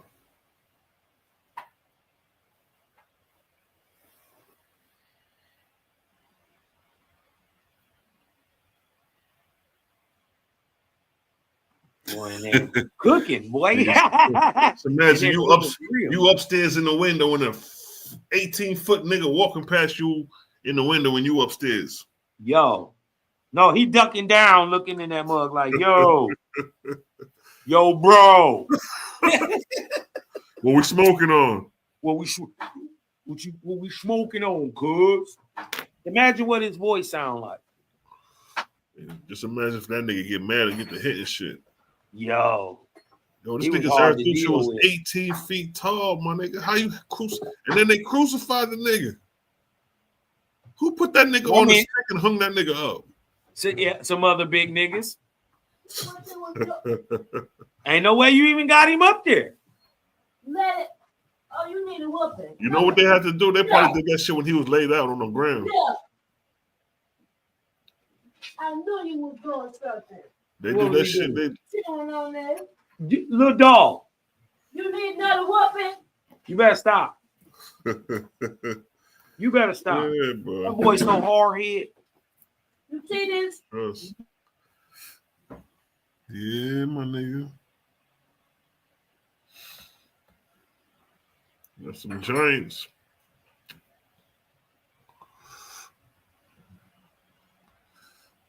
Yeah, yo. Yeah, man. So man, 18 feet, nigga tall, Zarathustra. I ain't making it up. Oasp say he 3 niggas, right? Hey, but watch this though. right? An 18 feet human being, right? An 18-foot human being is a tough concept to visualize or conceptualize. But leave it to the book of Earth, Sky, and Spirit to unveil the subjective belief surrounding men of gigantic stature and objectively reveal the truth behind the large copper-colored megalithic builders of America, right? Oasp, right? Oasp gives a description of the first of the creator, the world's first monotheist, Zaratustra. Now watch this. This is the book of God's word, 3 and 14. So the virgin and her son dwelt in the forest of goats, Persian, until Zarathustra was a what? A large man and grown to maturity. And his stature was equal to 3 ordinary men. Right? How tall is an ordinary man? Exactly. Right? 5'8", 6 foot. Yeah. Let's just say foot 5 plane. Just we're gonna undermine to say 5 feet. Right. Nigga, that's still 15 feet. Right. So Zarathustra anywhere, I'm just saying, he anywhere from 15 to 18 feet tall. And then not only that, Easy. so don't forget about these niggas. Hold up. And said, and then he wasn't, listen, this ain't one of them sickly people with a genetic disease walking around, knees ain't no good, can't hardly walk. And this ain't one of them. This ain't none of that. Right? Because look, he was getting down, he was a bad boy, you're a bad man them. Bad man them their ass. The Torah, he putting belt Torah. Listen, nor could any number of men, 2, 3, 4, 5, 10, lay him on his back. But because of his gentleness, like a young goat, right? The tribes of the forest called him the what? The Lamb of God, nigga. That's Hold where on, you get it this from. 7,000 years before Jesus. But He watch is this. described as the Lamb of God, Joe. Right? Now, we didn't see the 18-foot nigga already get found in America, in Pennsylvania. Hey, hold on. Let me show this because Zarathustra Persian. Now, watch this, King. Watch this. You remember these niggas? Yep. Remember these niggas India. That's right up the street from Persian, nigga. That's Persian. Yeah, exactly. They in right Persian. Right there in that picture. They in Persian. Mm-hmm. Look at this nigga. Look at these niggas. They go your Ahawans right there. You're brown and black. That y'all look at the dead. Nah, nigga, these niggas running shit too. Fuck y'all talking about? Look at this. Big old niggas. Look at the white man in the middle. Like, nigga, he at the mercy of these niggas. Really though. Really though. Matter of fact, this India, that's right. They over in India. But shit, all that's bordering You shit. gotta remember that was Pakistan, all that was still India back then. And not only that, that's where the lost tribes was found at. And then it wouldn't even, this is how you know they wrong about that, because India doesn't come around to the 1950s. That would have been called Bharata. Hindustan. You dig what I'm talking about? It's not even India yet. India don't come around till after they create Israel. But look at this dude face right here. Come you on, would man. think this nigga straight out of Africa. The Congo, or he like one of my Australian niggas too. He Persian. They go your Persian. They go, like you said, they go your Aho, they go your niggas. Yep, your niggas are the East. They not Africans, but they niggas. Look at that. They niggas, but they not Africans from the East. What they say, Ham is the progenitor of the dark races, but not the what? Now look at the eye. Look at you. Look at Cosmo. I can't make it up. Listen, look at the shorty. Look at sister all the way to the right. That is not a midget. That is not a dwarf. She is proportionately put together. She is not sick. She does not have a deformed head, body, or any limb parts. That is a small person. There go your irons of Shem right there. Come on, man. I can't make it up this good. Look at dude hand in the middle, boy. Like he'll smack the shit out you with them hands. Yo, big Ahuan hand. That big Ahuan hand ass nigga. You know what? Because you got to keep in mind, if the Ahuans, the Irons is a mixture of the angels and Asu. The drunks, yep. Well, if that's the case, this is where the drunks got their hand from right here. Exactly. But you got to remember the Irons got it from Asu. Exactly, right. Oh, I got to talk to you about that offline and shit. Man, listen, man, that boy will slap your whole turban off your head with them hands. Look at that. Look, now the lady come up to the white man waistline. This is crazy. This nigga waistline. A regular man come to cuz waistline. That's crazy, yo. So man. She right here. She come right here. Right? That's just what we was looking at on the map, on the little thing, the church. That's crazy. She's standing right where nigga nuts hanging. Yo, my man's hands is crazy, son. Yeah, I'm telling you, that nigga got some like this nigga right here in the middle. I bet you he could whoop ass. You can just tell. He ready to get busy. You don't want no smoke with cuz. You don't want no smoke with cuz. He got hands. For real. Look at this shit here. Look at this dude, man. Look how big his palms are. Look at his hand. Look. Go down a little bit, bro. Look at his hand. They said there was Ahuan so big and so strong that they could grab a horse. Ain't that a synopsis? Ain't that a synopsis? Is that in the synopsis? I think you're right. Said they were so big and strong they could grab a horse.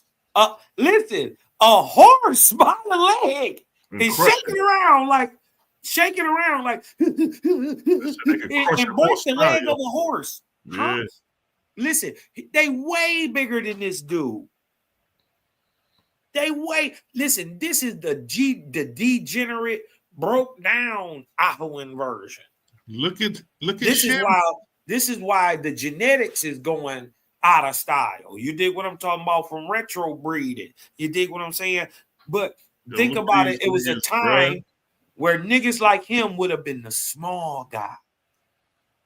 Imagine that. Look at this nigga right here. You would think this nigga from Ethiopia somewhere. That nigga named Rila Shalom. Nigga, that's Rila, nigga. Like your ass. That's Rila, nigga. That ain't C-Law. That's Rila. They redid a nigga. You dig what I'm talking about? They redid a nigga called him Rila. You dig what I'm talking about? God damn. He got a gang of hair, too. I don't think that's a turban, C-Law. I think those are dreads. Look at that. I don't know if it is. That'll be crazy. That'd be crazy. But that's crazy. Look at these niggas, bro. What that say?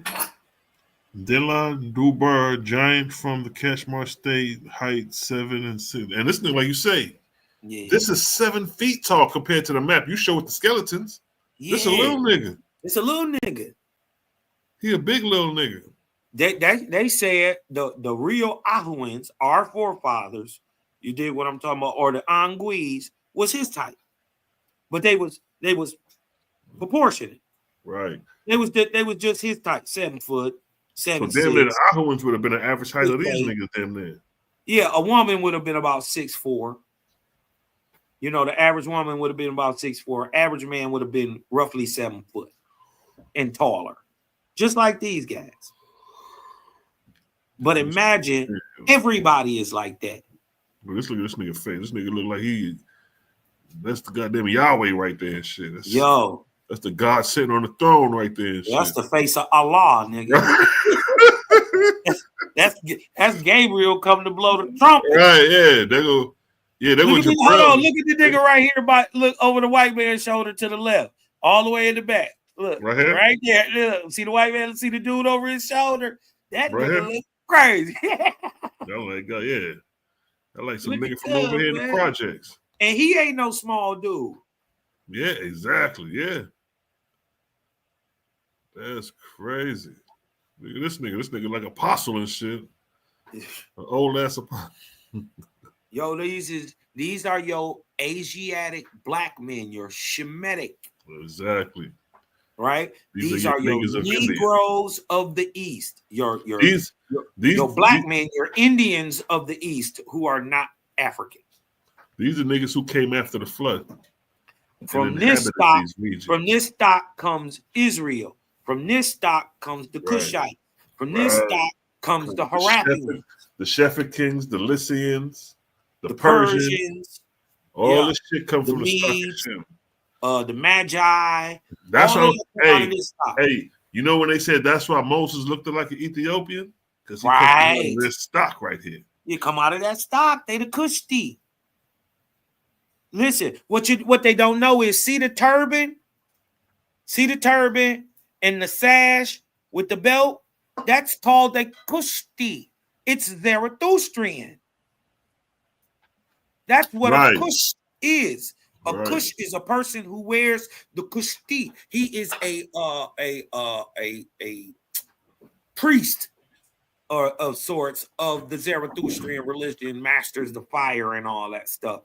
That and if you notice, nobody else is wearing a Kushti, just him.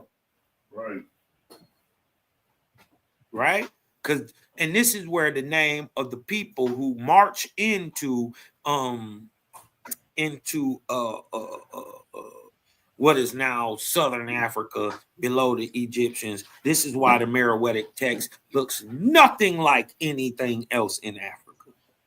Because it don't come from Africa. It come from the other niggas. The Persians. Right?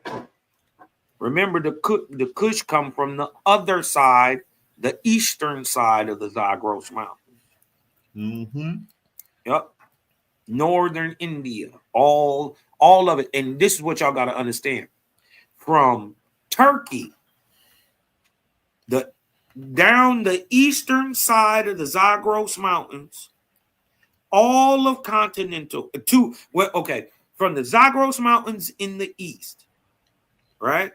As far northeast as Turkey and as far north as the Altai Mountains, all the way over to the Himalayas in the north. You dig what I'm talking about?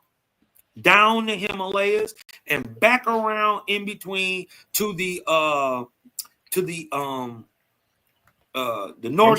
I'm sure you're free. To the north. This is how we represent and depict Persian, the ancient Persian a prophet Zarathustra. Right? We don't rock with the pictures in oasp, especially when the description is giving something else. The description telling you he looked like this. Right? So this is what we rock with. Now, Zarathustra is the first prophet of Ormazd, or the master of light, or the creator, circa what? 7053 BC. We ain't guessing. 7053 years before the purported birth of Jesus, we already had a man being called the Lamb of God. Let that sink in. Now ask yourself, were other parts of the life of Zarathustra also applied to Jesus? Let that sink in a second. Now, watch this. Now, here's just a little fun fact, right? Dig this. Oasp makes a claim that the tallest people in North America source from the region of the Ohio and Tennessee valleys. Right? First book of God. Let's go see. Shiawase, the son of Tenamgan, right? Who was the son of Thusiganga, who built the Great East Canal, the Osceola-Galacola, or what we call the Tennessee River. right? In the rich valley of Wanagasi, the Ohio Valley, right?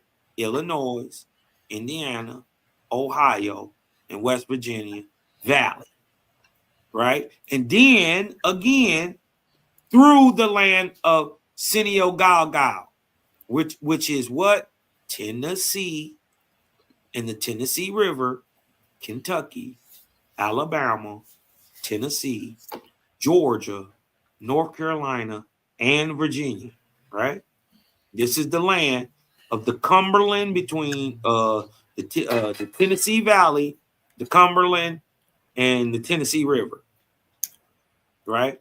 Where dwelt what? The large men and women, the Angwi-Waha, right? First men, Angwi, right? But let's keep going. Let's go a quick depiction of what Oasp states, right? That off the Mississippi, which was already built, Tito Wanagasi built the Ohio. Look at the Ohio all the way to the mountains. Ohio way over here, right? Look, Ohio River go all the way down into Pennsylvania back to the mountains, and right here the Tennessee Valley, right? With the Cumberland that cuts right through the middle for everything. These are waterways. These are highways of traffic. And mind you, the Tennessee and the Cumberland are the only two that flow east, just like Oasp said. Everything else, the Ohio flows to the Mississippi. The Tennessee and the Cumberland come off the Ohio and flow east, and are the only two waterways in America that come off the Mississippi that flow east, just like Oasp said. Mm-hmm. Just like Oasp said. Now notice, there are only two easterly flowing great rivers that source from the Mississippi, which is the Tennessee and the Ohio. But not only is Oasp claiming that anciently, on average, this area produced the largest people in America, but the same still holds today. Watch this. America's tallest and shortest states. Look, where America's tallest men live, look. Right here. In between the what? The Ohio and the Tennessee is where the tallest basketball players come from. Mississippi, Alabama, Georgia, U.S., South Carolina, North Carolina, Tennessee, Kentucky, West Virginia, Virginia. Tallest men still being produced here today. Right. Right here. The gene pool still going on. Still going on. Still the tallest people. Right? That's further corroborating Owaspi's narrative that at this point, belief is no longer needed as to the validity of Owaspi's claims. Hush it. This is also a gut punch to those who ignorantly claim that JBN could have wrote this book, unless you're willing to admit that a white boy from Ohio knows more about the people of America than the biblical God does. That's it. You dig what I'm talking about? So, you know, headshot. We always headshot. We always building. You dig what I'm talking about? We always building, bro. You don't stop. And then we come right back where we left off. We got the motherfucking 14th divine law. See? Hold on, let me share my thing back with you then so you can pull that up. Hold on.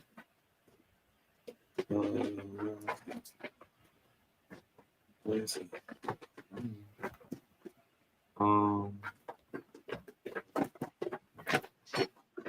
You know how we do. Let's run the blood clot vibes. Digest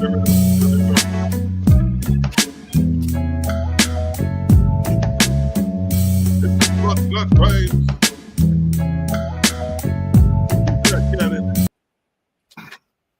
The vibes don't stop.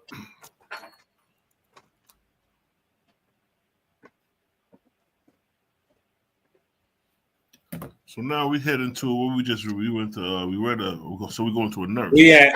We had nurse assistant to the asaf.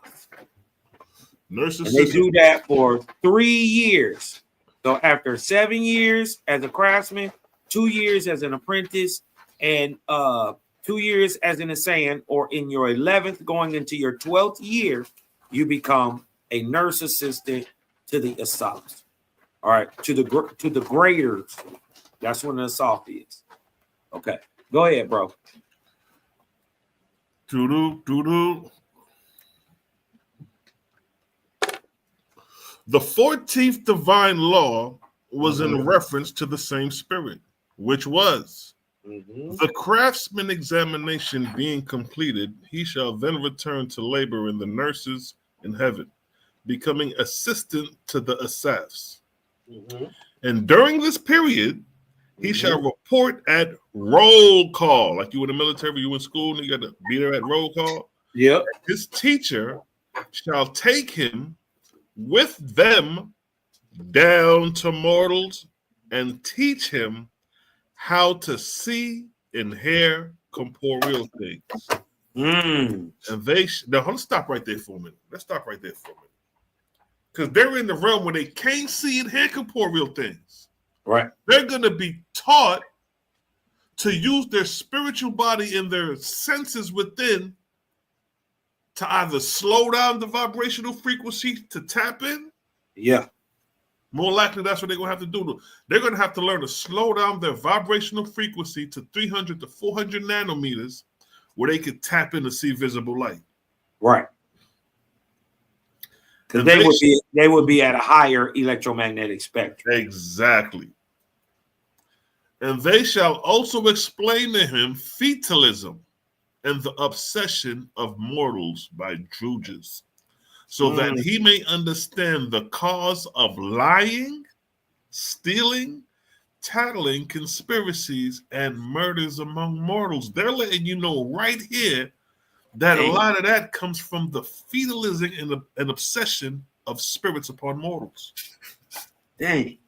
That's crazy. That make you look at murderers a little different, because they may have not even known what they was doing. And the crazy part is a lot of them tell you after they didn't committed this heinous act, they don't even remember. They don't. Or they'll tell you that they heard a voice. They heard a voice. Nigga, we showed that on the Hebrew debate when we played the dude who tried to kill the pastor. He said God told him to do it. And the chick on the freeway said God told him to do it. Right. Even the guy that killed the little 4-year-old boy said God told him to kill him because he thought he was gay. So the verse states, and they shall explain to him fetalism and the obsession of mortals by Druges, so that they may understand the cause. We're seeing the effect, not understanding the cause. Lock that nigga up, not knowing this nigga just got possessed by a spirit, but who's going to explain that in court to make it make sense? Throw this nigga in a goddamn mental institution. Right. The sane asylum. So what we're speaking is high level information that will be scrutinized in the government of worlds. And this is what you're going to be learning in those 3 years. Coming back to the chart real quick. All right. So that was so that was the law of, coming back to the chart, nurse assistant to the asafs. Yeah, to the asafs. So when the nigga lying, how to see the spirits, how to see in physicality, how to recognize a fetal, and how to separate one from a. Well, go ahead. Now you're right. They ain't got to the separation part, but he's showing you how to identify the cause of why spirits lie, murder, and all this. So there's spirit possessions, just like he said earlier, like I said earlier. Somebody commit a murder and be like, I don't know what got into me. While these entities and these influences, they do exist. This is why you got to stay prayed up to the Creator. This is why you got to goddamn be on top of your spiritual game, so these entities don't have possession of you, because they attack when you're weak. They attack when you at your what? Your lowest. When you're at your lowest, your vibrational frequency is moving slow, and they harvest onto your ass like an electromagnetic frequency. They get in and gripped onto your ass like a magnet. Yep. That's exactly how. That's a great way to describe it. It's just like a magnet. That's Just exactly can how it is. You know, you try to pull a magnet off you, nigga. That shit. Yeah, it's some pull. It's some it's some kind of strong stuff. pull. Yeah. You ever had a female hug you and you try to pull it off you? The motherfucker just ripping you. I love you, like bitch, get off me, you're crazy. You know? That's one of them moments and shit. All right, so check it. Oh wait, before we go to the 15th divine law, you gotta show her. So what's next? The next one is we did 3 years as a nurse, as an assistant nurse, right? It's like a CNA. This like you being an assistant in a nurse's office, the doctor's office, right? You the assistant to the nurses, right? And now you do that for 3 years. So now you 14 years past your death. What do you start to learn, right? You start to learn to be an assistant to the doctors, the physicians, right? What do the physicians do, right? No. Because you're no longer an assistant nurse, right? You become a nurse to the physician itself. Right. Now it gets a little bit more challenging. Right. Because first you're more observing, taking notes, how to do. But now your ass about to get put to the test with the nurse assistant. Let's see what the nurse assistant about. And the physician, my bad. You do this work for 10 years. Yeah, so what we're about to read next is a 10-year task. That's like going to school to be a lawyer for 10 years. Yeah. All right. Check it. The 15th divine law pertained to the same spirit, which was, after he serves 3 years as a nurse assistant to the Asaph, No. he shall be promoted to the hospitals in heaven as assistant to the physician. Niggas don't even know that there's hospitals in heaven. Niggas think we talking crazy when we say that. Yeah. Not knowing there's a host. Go ahead. Imagine what would happen to your spirit if you was riding on the homies, you know what I mean, riding on the ops. You dig what I'm talking about? You didn't hit the corner trying to spin the block and you got killed. Wouldn't your spirit be in chaos? How do you get that spirit back in its right judgment? Imagine if you were sick, right?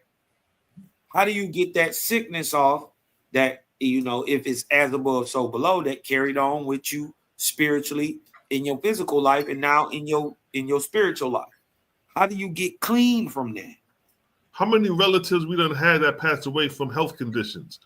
So if the oasp is telling you that there's a hospital in heaven, wouldn't that be? Ain't that smart? Yeah. Ain't that smart? Right. Yeah. Like, wouldn't it make sense? Hold on for a minute. Wouldn't it make sense that if anything happened to the soul, you had a way to fix it? That just makes sense, right? Just in case something could happen, you didn't know. You ain't had no idea before you read oasp any of this even existed, right?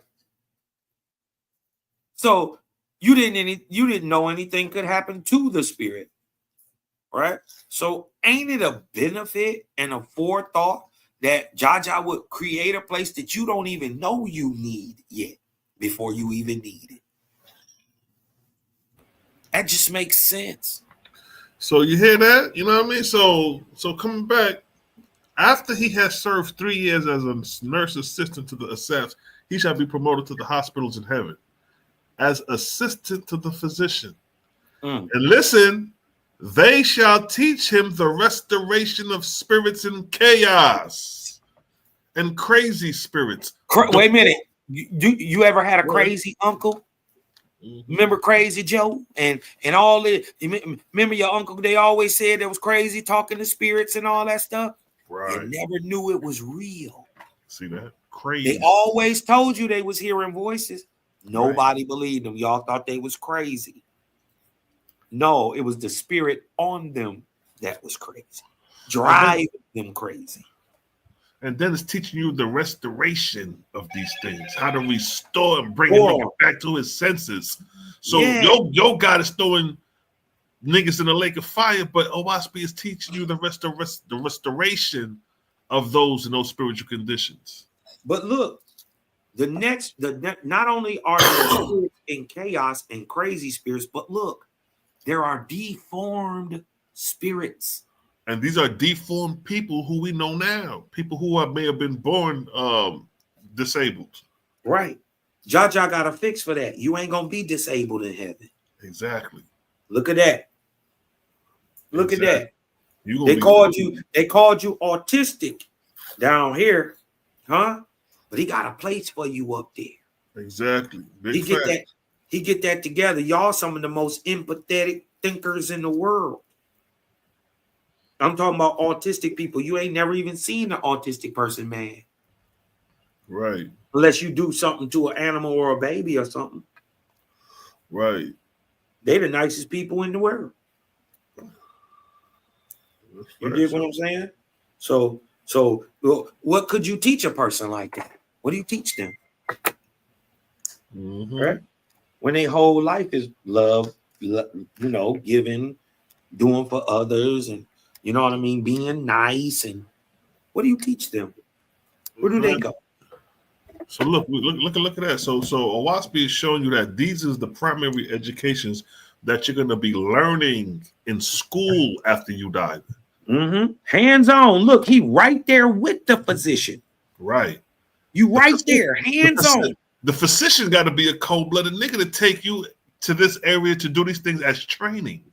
Come on, man. As training, my nigga. He got to be cold. He got to be. For you to sit there and restore a chaotic spirit, so oasp say these chaotic spirits can be unapproachable at times. Yep. You got to approach the unapproachable and handle this nigga. And they shall teach him the restoration of spirits in chaos and crazed spirits, deformed spirits, and of sick spirits, and of spirits afflicted with foul smell. Smells. Look at that. Who cannot clean themselves, especially the spirits of women who produced abortions on themselves. That's heavy right there for the women. You know what I mean? It's like, you hear about the men a lot of times in the book, but here it says, especially of the spirits of women who produced abortions on themselves. I watched the thing the other day, man, where Shorty said she didn't have like 40 abortions. Yeah, so all them babies attached.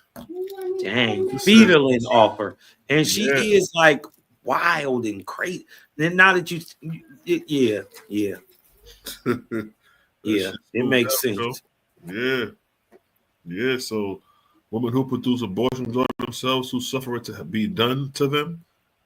And of the monomaniacs and all manner of disease spirits, cancer, AIDS, diabetes, whatever else on the playing ground. And the physician shall take him with them when they go down to mortals to remove fetals. And he shall learn how they are what? Severed safely to both. Listen. Dig this. Listen to what they just said. The spiritual physician took his assistant down to a living man. Listen, they took him down to you. Yeah, right now. You ever stop smoking cigarettes? Just out the blue. Or you ever stop? Look at JJ. He had to change your heart overnight. What happened? Them niggas that went down and removed the fetal off of this thing. Exactly. We laughing, right? We laugh. But this shit is real. It's real. This is what's going on outside the visible light among the spirits and the ancestors. Yeah. This shit is just as active as we are active in the earthly realm. And it's probably twice as many people in. Way more than twice. Right. Yeah, I'm being friendly with the number. Right. And they shall, look at this. And they shall take him to the battlefields where mortals have slain one another, whose spirits are in chaos or are still fighting, and he shall assist in bringing them away from the corporeal place. Look at that. Just that alone. You go down to the battlefield. You just imagine, Kaz. You go down to the battle. You already done died. You in spirit. You come into the realization that, okay, I'm in spirit. This shit real. Okay, boom. Yeah. Then you go back to the earth and you like, damn, I'm back here again. What's right? And then well, think about it like this also, right? During let's say when people get what you call that obsessed.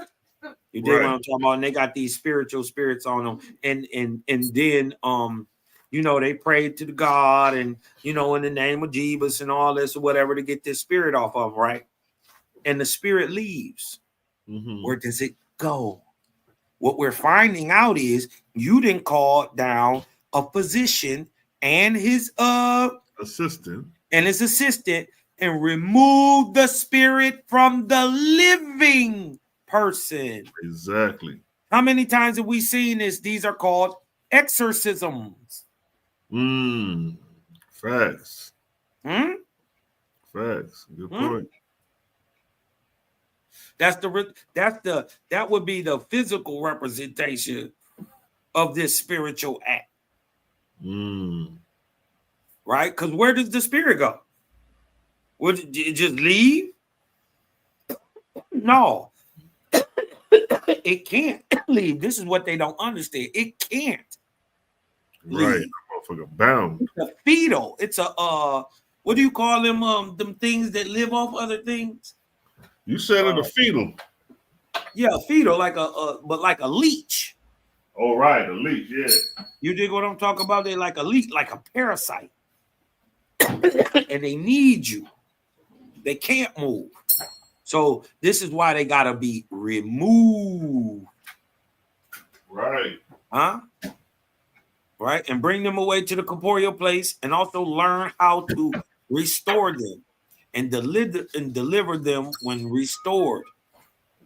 See that rise?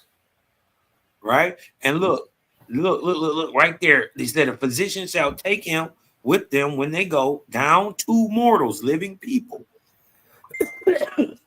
You don't see this. This probably happens in your sleep most times, but we know it happens during exorcism.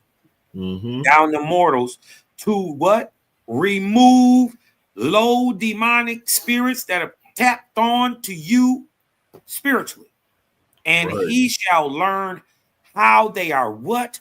They are severed. They must be severed, like just like to break a leech from your skin. How do you do it? You either burn it or you add salt, and it peels itself back, and then you remove it. You safely remove it. You separate safely to both. Same thing they're going to be teaching you how to do in the spirit. And it's funny, if y'all remember the book of the Nicene text, where Jesus made the man throw up the sickness and it came out and it was a worm. Right. So that leads back to what like Sebi and them was telling you. But the disease would be a worm. That would mean in the physical world, right? The disease would be a worm, but in the spiritual world, it would manifest as a worm of some sort. But in the spiritual world, it's a low demonic fetal. That's crazy, yo. This is nuts, bro. It make you think of things a whole different way. You know what I mean? So, but then that means you can attack it a different way if you know how it actually works. This shit is crazy. And look, and if there are knots in any region there at hand, the physician shall take him to the knot and show him how they are untied. And they are mastered and delivered. And if there is any hell near at hand, the physician shall take him there and teach him how hell is delivered and its people restored. For 10 years he shall serve as assistant to the physician. Now, the physician got to be one of the coldest niggas to teach this course right here. Facts. For 10 years, my nigga. So he that's- teaches you everything. Right. So that what you just read right there was assistant to the physician. For 10 years. This Nigga, is just being an assistant. We ain't even got halfway to the other titles, and look how in depth of what we got going on already. That's why we ain't thinking and worrying about Bible. Yeah. Over here is telling you how to deliver and restore the people out of hell. See, now you just helping the doctors, but now next for 10 more years, you actually get your CNA license. This is the comparativeness on the physical plane, right? You would be in your room, little bird. He would be a person who, you know, you go from a person who taking temperatures, charting things, taking blood pressures, blood samples, things like that, right? To you take the next step and become an actual CNA or a nurse, right? And this is the step you're about to take right now. Go ahead, Sila. Right. You do this for 10 years, by the way. Now, mind you, you done been dead 13, 20, 24 years already. Anybody had a grandma who died about 25 years ago? Right. We know what she doing now. Hey. That's right. All right, so now, Get So out we of know there. where they at. nurse. The 16th divine law was applied to the same spirit, which was having fulfilled the part of assistant physician. So now you solidified in that department. And Yeah. he shall be promoted to the full rank of nurse. And in that department he shall serve 10 years, which completes his emancipation in that order. And after that, any and all the nurses of the lower heaven shall be free and open to him. And he shall go to whichever one he desires, except when especially commanded for a certain work by his Lord or by the God of his division. So now he got free reign to move around and go through, just like doctors now, they can go to whatever hospital, tap in, or if they need their assistance, or boom. Yeah. You know what I mean? Yeah. You a specialist in a certain thing. They might need you over in this part of heaven over here. They call you, hey, cuz, come take care of Miss Johnson and them for me real quick. Exactly. You dig what I'm talking about? And they send you go to the 7th floor and wherever you at in this hospital in heaven and go help Miss Johnson out. Exactly. And then after that, the 17th divine law refers to the same spirit which was having passed a satisfactory examination by his Lord or his Lord's attendants. He shall be promoted to the full rank of physician. So once you pass the work, a doctor. Once you pass the examination, when you pass that test, now you a physician. And in that department in heaven, he shall serve 15 years. 50 years, I should say. 50 years. And then his emancipation in that order shall be complete, and all the hospitals in the lower heavens shall be open to him, and he shall choose whichever of them he desires as his place of labor, unless specially required by his Lord or by the God of this division. But that ain't it. That ain't all, y'all. We keep going higher because guess what? You ain't got to stop there. Exactly. It never stops. It never stops. Come on. Right? The entered factor.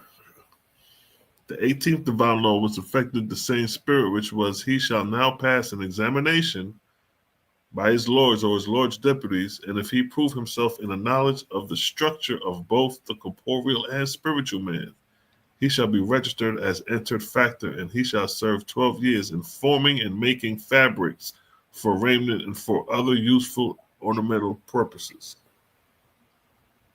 This shit said he shall prove himself in the knowledge of the structure of both the corporeal and the spiritual man. Look at this. Is crazy.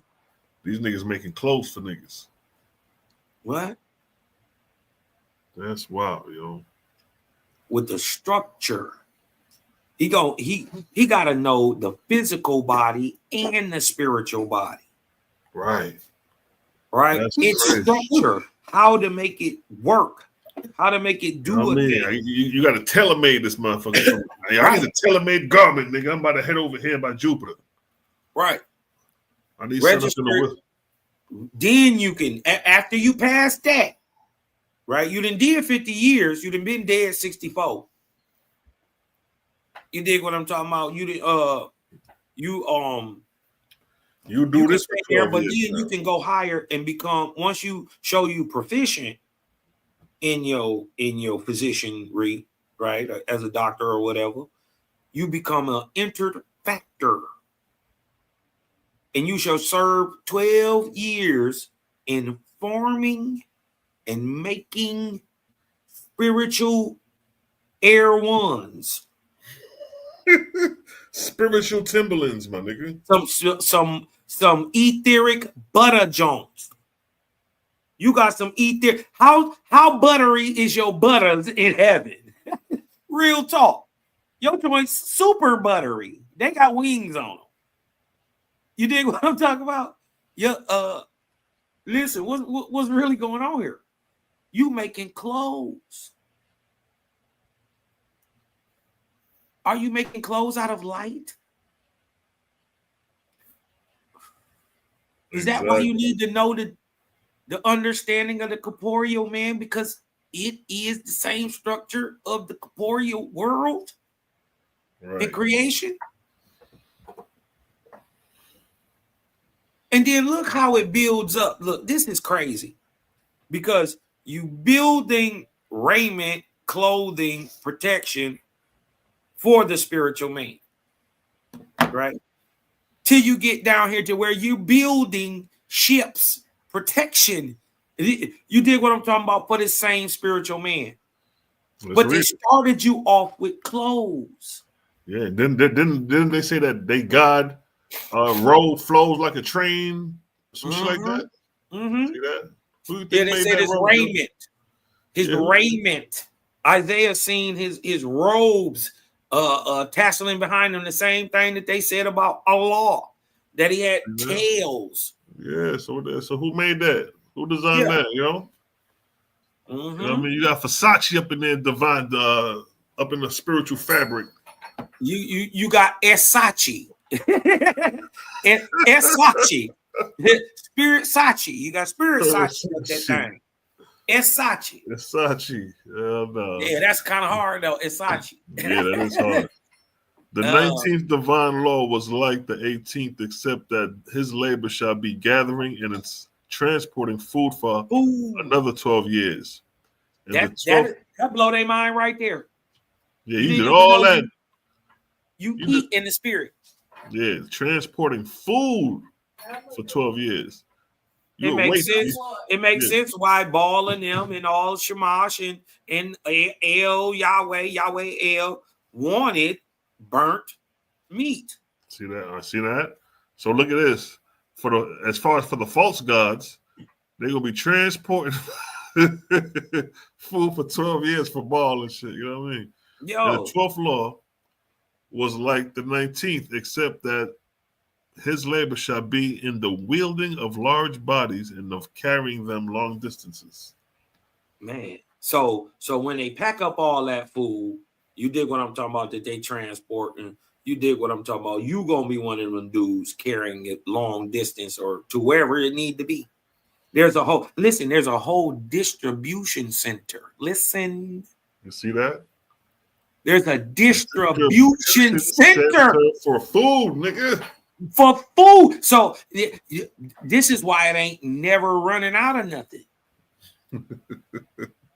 Because they go and pull from where everything is. Everything in this time and season, right? You ain't getting nothing. All in the Bible you going to get is they sent manna from heaven.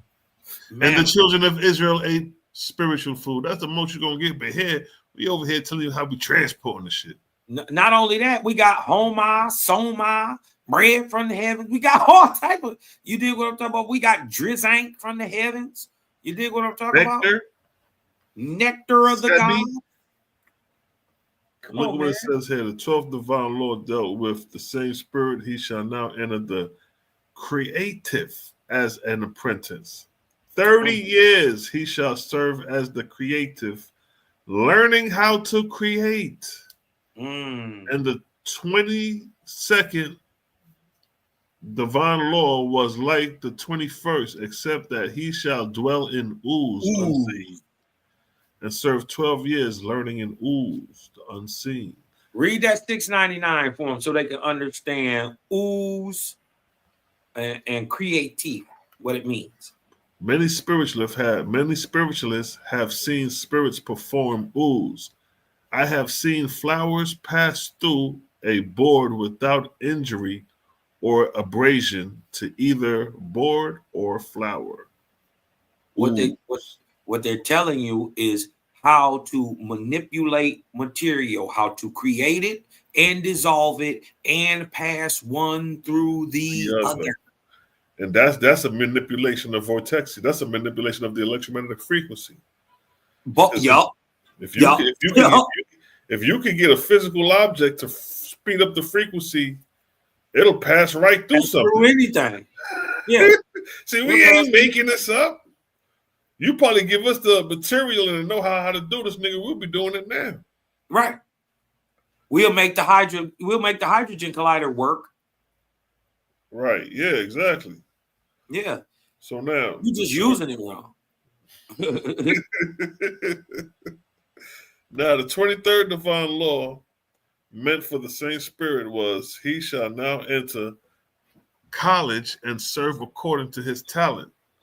From 5 to 40 years, learning corporeal and essaying measuring and distance, rotation, velocity, magnets, currents of vortices, roadways and vortices, and how roadways in a vortice. Oh, wait. There's a way to pass through a vortice. Listen, shut up. What are y'all talking about? Roadways in vortices, my nigga. They got 285 I-95s on this joint. Come on, bro. That's crazy. Wait a minute. What is that you gonna learn? Go back, read it one more time. That was overkill already. That's overkill, bro. Learning corporeal and essaying measuring. So now they're talking about you're going to learn measurements in the physical and the spiritual. Distance, okay. Measuring. You're measuring distance. You're measuring rotations. Velocities, magnets, currents of vortices. Roadways and vortices, and how to measure vortices by their spiral force. Stop. How to find the center of the peripheral of a. So wait a minute, they're telling you how to measure a black hole. See that? Y'all listen, you have no idea what a oasp is saying. This thing is crazy. You have no idea what's going on. How you got to then turn around and ask, how does it know about it in 1881 if it doesn't come from the thing that created all of it? Exactly. Who know this? How to measure vortices by their spiral force. Who can do that? Who could do that? Who knew that they existed in 1881? Nobody. Nobody knew they existed in 1881.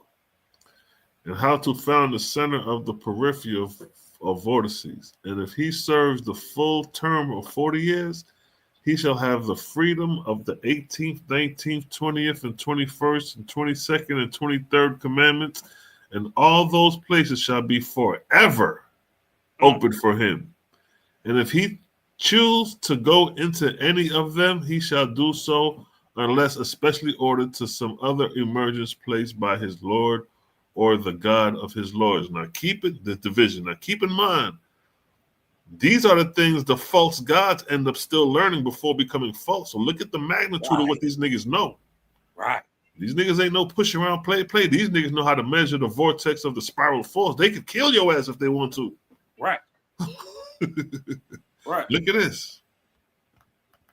The 24th And divine they did law. come to find out they did it many times. Yeah, they goddamn killed Thugma parents.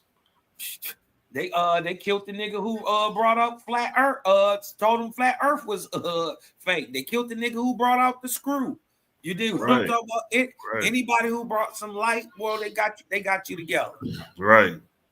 The 24th divine law for the same spirit was, he shall now enter architecture as an apprentice and learn the building of heavenly mansions and cities, and he shall serve 8 years and be promoted to building what?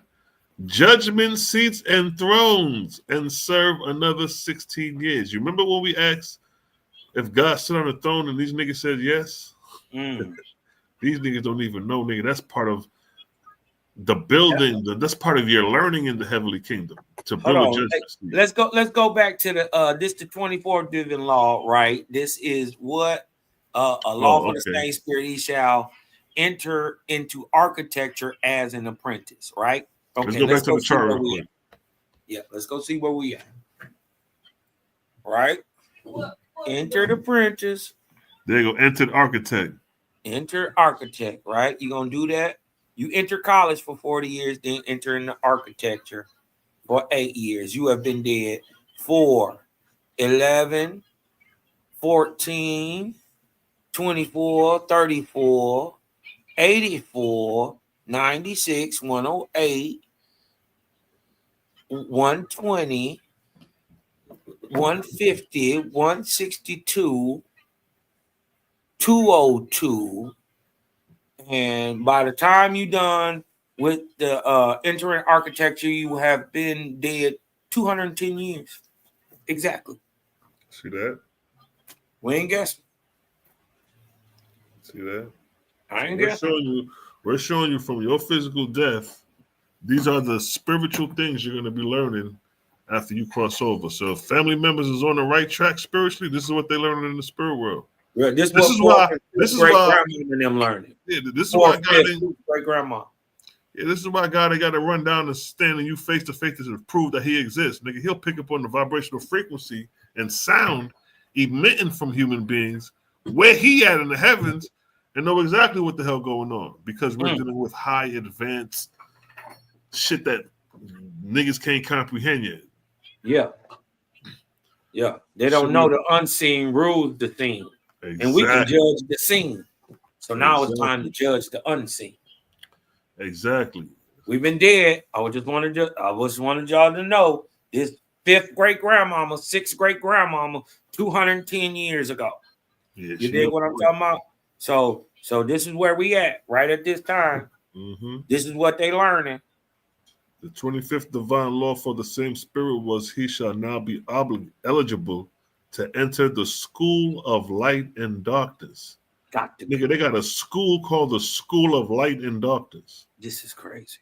And learn the relative power of attraction and propulsion belonging to them.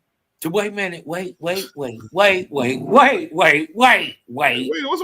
on here, Kyle? Wait a minute, Killer. You just can't run past that there is properties of attraction and propulsion belonging to light and darkness. What, That's nigga? Crazy. What, nigga? What? So light is attraction. That's crazy, yo. Wait a minute. It is the light attracting? Does the light attract, or does it repel? Exactly. Does it the darkness attract, or does it propel? Wait a minute. And what happens when you mix the light with the dark? Is that make push propulsion? Right. Exactly. What? Did that create magnetism? This shit is wild, yo. This is crazy. Because this is just the basic. This is the preliminaries, like you said. Any of it is true. I just want to go see just a little bit. Yeah, I gotta see how this shit works. I just want to watch. Yeah, I gotta see how this shit. I gotta see somebody manipulating this shit. Yeah. And the thing is listen, they don't know to think of it, that it could even do it yet. Nah. This is why they need Sela Shalom. This is why they need Cosmocare. This is why they need to create a gang. You dig what I'm talking about? Why? Because you would be getting this nowhere. Who eating you this right now? Who could possibly have ever told you light has a power of attraction? Exactly. Or that it could light propel physical items, and I guess also spiritual ones. Look at that. If it's an attraction, there's a magnetism there. There's a vortexian pull there. Where it come from?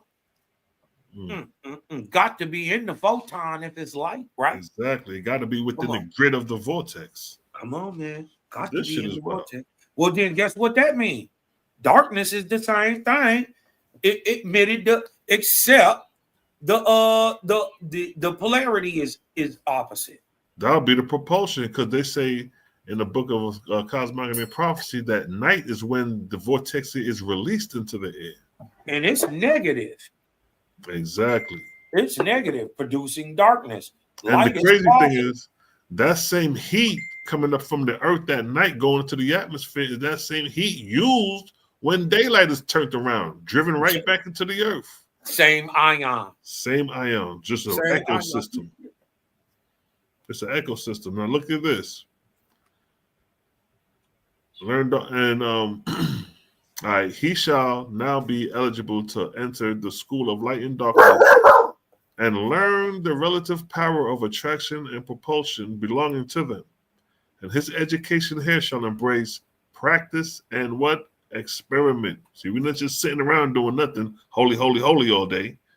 And he shall serve 70 years for the full course. After which, if he is proficient in creating light and darkness, he shall be emancipated from the 24th and 25th divine laws. And all these places shall be open and free to him forever. Now look at the divine laws we dealing with. Huh? Who got divine laws better than this? As a form of never seen them.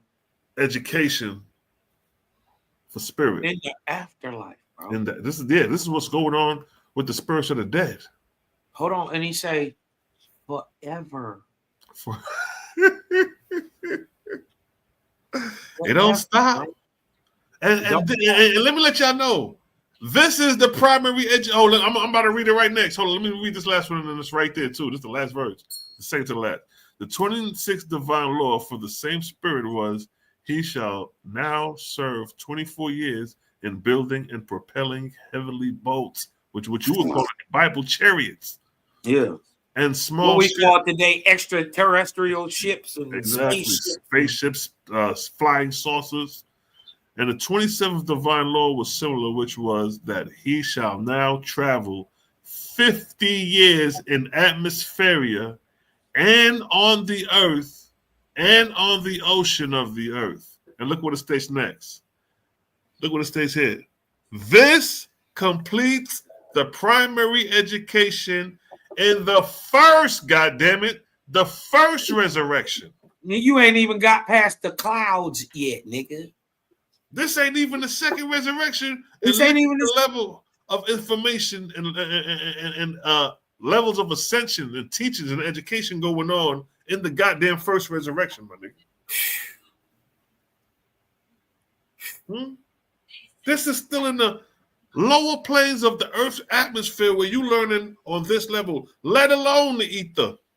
And then look what you got to go through. Look what they teaching. All of this to go through to teach you how to be one in a group, because you can't get to the second resurrection by yourself. Yeah, you learning all this as a host, as a group of niggas. You gotta learn it as a group of niggas, or you can't get to the second. You can't even get there. You gotta come in as an organic group already. That's why gang already got to up on niggas. Because y'all learning this.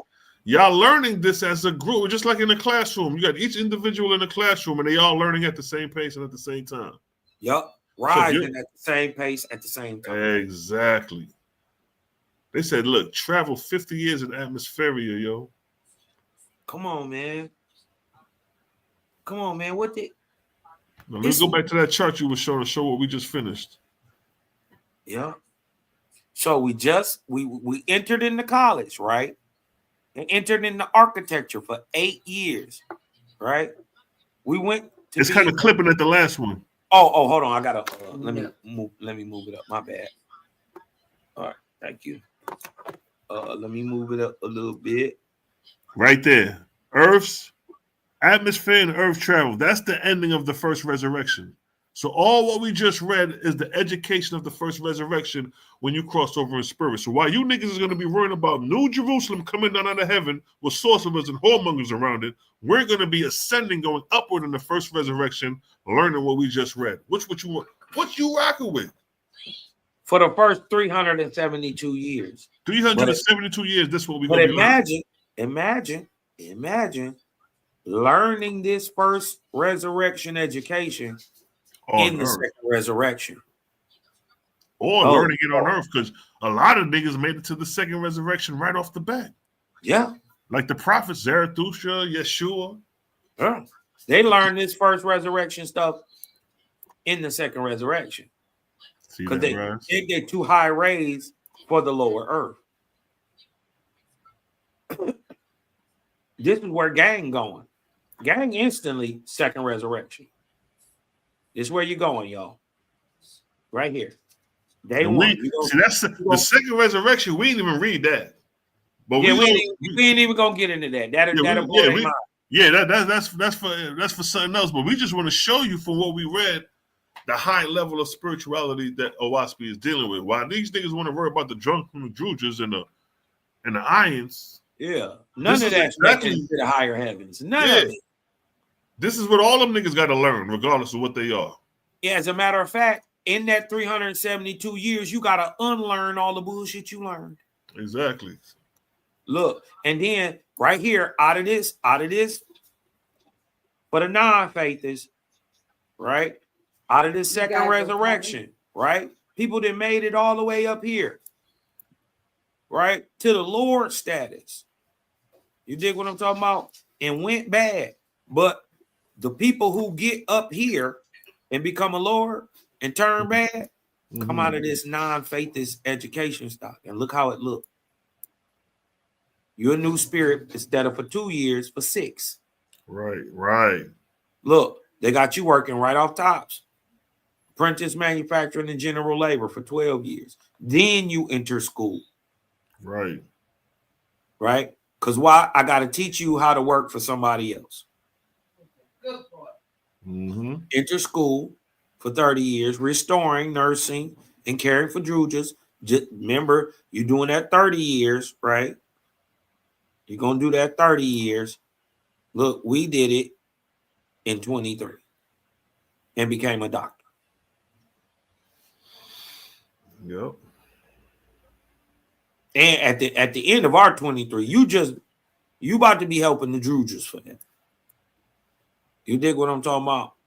Restoring, nursing, and caring for low, demonic, sick demons.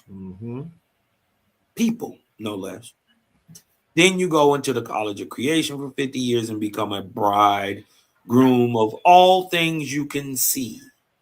The own, right? Because it's out of this, stock of people that your false gods, your Christ, your Brahma, your Buddha, your Osiris, your Dagon, your Astaroth, your all them cats, your Shamashis, your your who's and ever, your Ninurtas, your Marduks. You dig what I'm saying? Your Ahura Mazdas. All come out of this stock that didn't believe. They didn't know. They didn't have the knowledge. Right? Probably is they did believe, and that was the problem. They didn't actually know. They were stuck in belief. That's right. They get it. It's people that then got up here to Lord status. Right. And then fell down. But listen, he paying for that shit now. Listen, Anu Hassaj is so sick Yeah, man. Can you imagine? Yo, he's still here. He's still here. Yo, he's still here, bro. He's still here. Ball's still here. He went Osiris still down. here. He went down. Think about it. Roughly what 2100, 2200 in the wars over there in Egypt. You was breaking down in the Middle East. Right. Sargon and all them. Right. He went belly up about that time. Right. 2100 or so. Right. Osiris go 600 years later, 1553. You dig what I'm talking about? Both of them boys still here. That's crazy, yo. Listen, that nigga Ball, yo. This nigga Ball been out this son. But even the 23rd off cycle God, yo, them niggas been here for a long time, my nigga. Can you imagine having a sit down discussion with motherfucking Osiris, nigga? Yo, that book you gave me was the wrong one. The Apocrypha, it was, and they had that in there. I think that was something else. What happened? The Osiris joint when the nigga did over the recent Osiris one that we was reading last time. The time before the Book of Radiance. Yeah. The link you gave me. I ain't give it. Did you get it? I think it was the Apocrypha one. The Apocalypse. Is it in that one? You know what? I gotta skim through it too. I ain't skimmed through it all the way. It's all the way in the back. It's all like page 1080 or something. Okay, all right, cool. Because I ain't skimmed all the way through it. That's what it was. Yeah. Look in the back. It's crazy.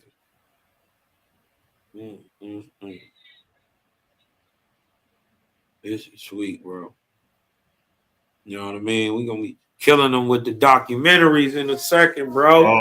Bro. I see my dog Malachi Maccabee up in this thing. That shit about to be ugly. Yo, we got Melly in the party. Peace to the righteous God. You know what I mean?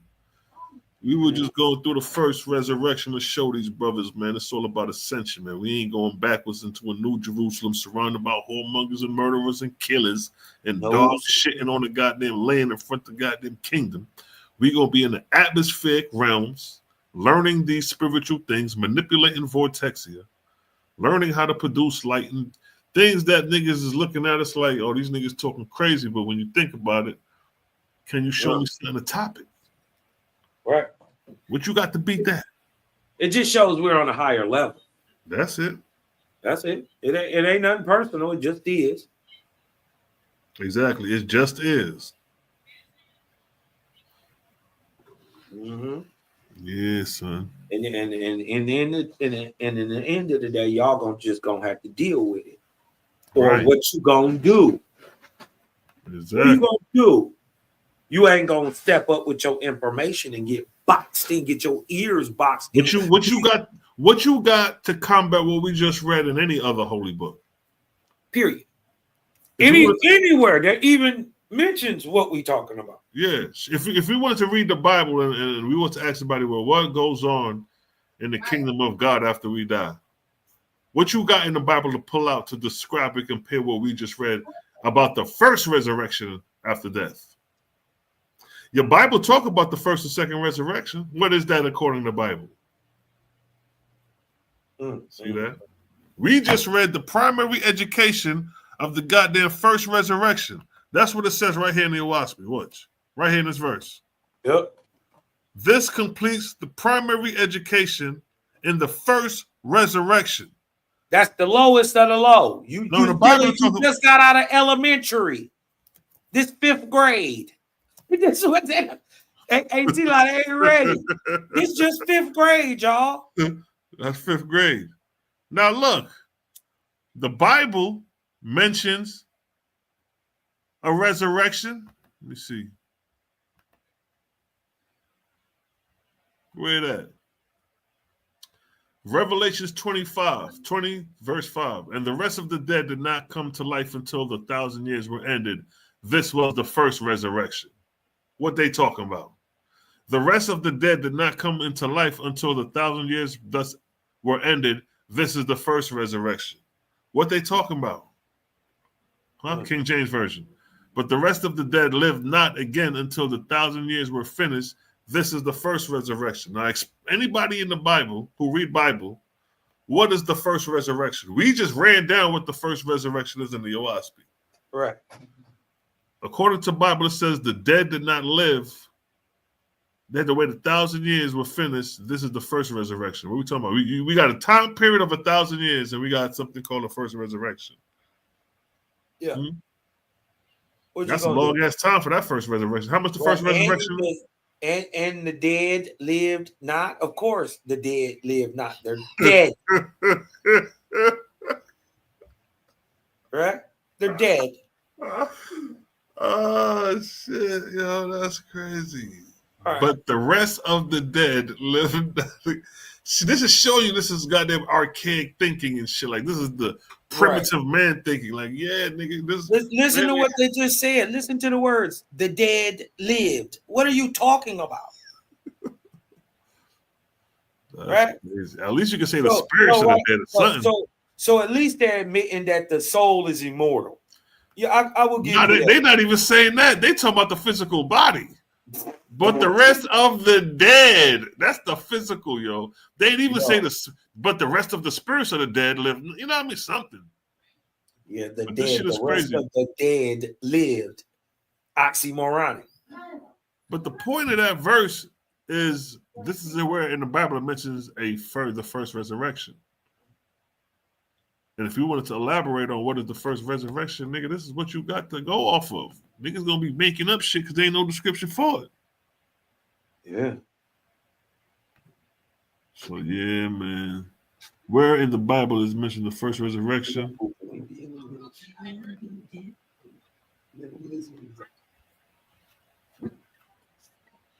yeah, the Bible ain't got the answers basically for when it comes to things like this. You know what I'm saying? We dealing with the higher light. But yo, Cos, man, I'm about to sign up out of here, man. We've been on here for man. It's about that time. We was cooking about. Dang, here about 3.5 hours, bro. Yeah, we was going in today, boy, showing and proving what this information in the oasp is about, dealing with the spirituality. You dig? Different type of light, man. Different type of light. And once y'all figure out that spirituality and science are just two parts of the same coin, you'll be in a better way, man. Right, because everything we just read to you was basically as above, so below, as above. You know what I mean? Yeah. So with that, let's go ahead and tell them where they can find you, son. All right, look, hey. Y'all can find me at Cosmon Cal TV. That's Cosmon Cal TV. Sub, like, share. You dig what I'm talking about? And you know, sub, like, share, and come over and check out your boy, man. We always got some interesting topics we breaking down. C-Law. Yo. Just need you to do one thing for me, cuz. You already know. Breathe in. Hey, let that light in. Cause I'm Cosmon, and I'm out. Peace, bro. Peace to the righteous God. See you in the back chat, bro. All right. Yeah, you know what I mean? We just dropping some knowledge and information, came through, created gang in the building. Salute to the righteous gods and goddesses. You know how we do. This is just another lesson. You know what I mean? Like I say, you ain't gonna get this from nowhere else. Ain't nobody else teaching you about these things coming from the oasp. You hear a lot of people who say they got the oasp, like Jabari, talking about they got the book, but they're not even bringing out this level of information in the book. Because when you bring out this level of information in the book, it supersedes the traditional, tribal, cultural knowledge that we're so accustomed to growing up with. It's time to reach higher light, elevation. You know what I mean? We're going to play some music. We're going to sign out.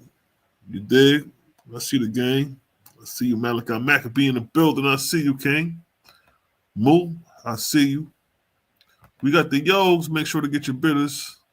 You know what I mean? Your bitter herbals. DJ Sub was good. I see y'all chiming in. Nazarene, I see you. See the family chiming in. All day, every day. What we gonna vibe out with? Let me see. Let me give him some of that Lion of Judah rap before we hit y'all with some music. Run the rhythm.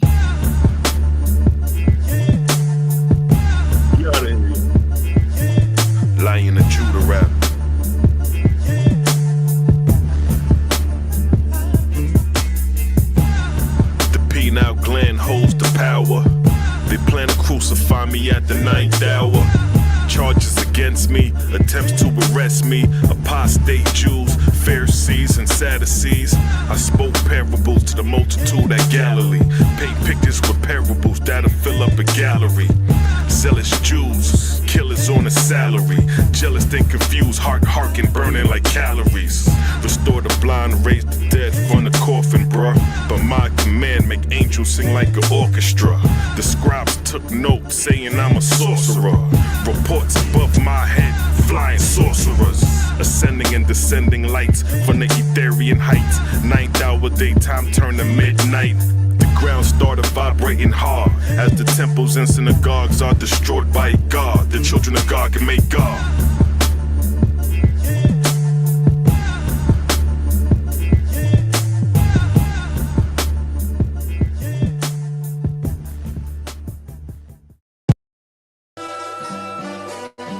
Creator gang is undefeated. Creator gang is undefeated. Know that. Know that. They not like us. Separate the real from the fake is a must. We stand on Creator and know God we trust. Team Kemet got crushed into powder and dust. Woo!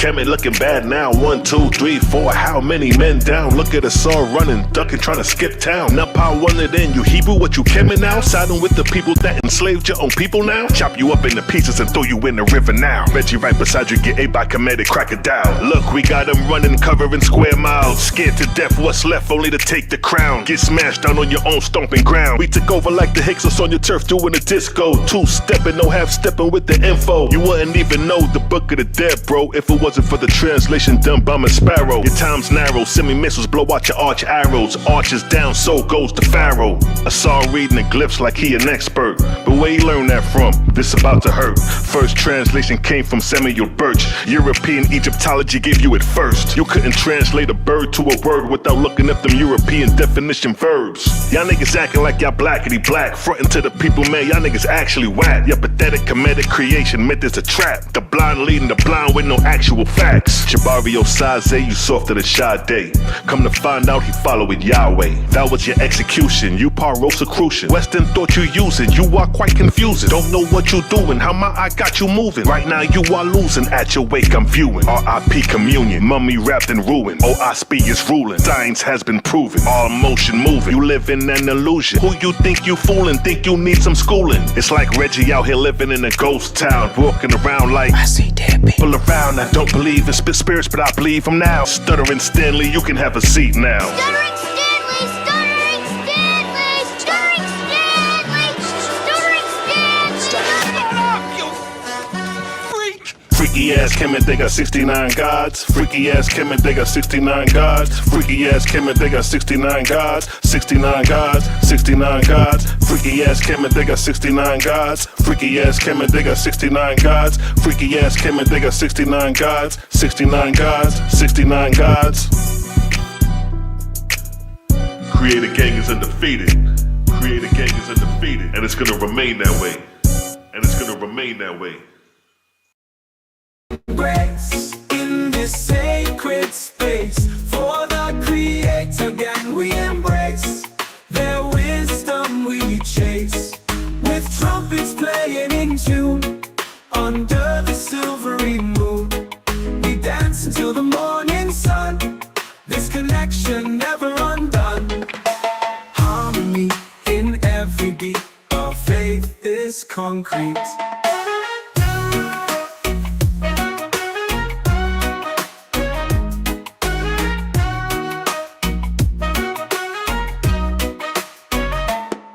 Through the pages of the oasp, ancient wisdom on display, teaching us the righteous way, leading us to a brighter day. With each trumpet blast, we're reminded of the past and the love that will ever last in this divine contrast. United in spirit, we uplift and hear it. We sing songs of love and grace in this sacred space. For the Creator gang we embrace, their wisdom we chase, with trumpets playing in tune. Under the silvery moon, dance until the morning sun. This connection never undone.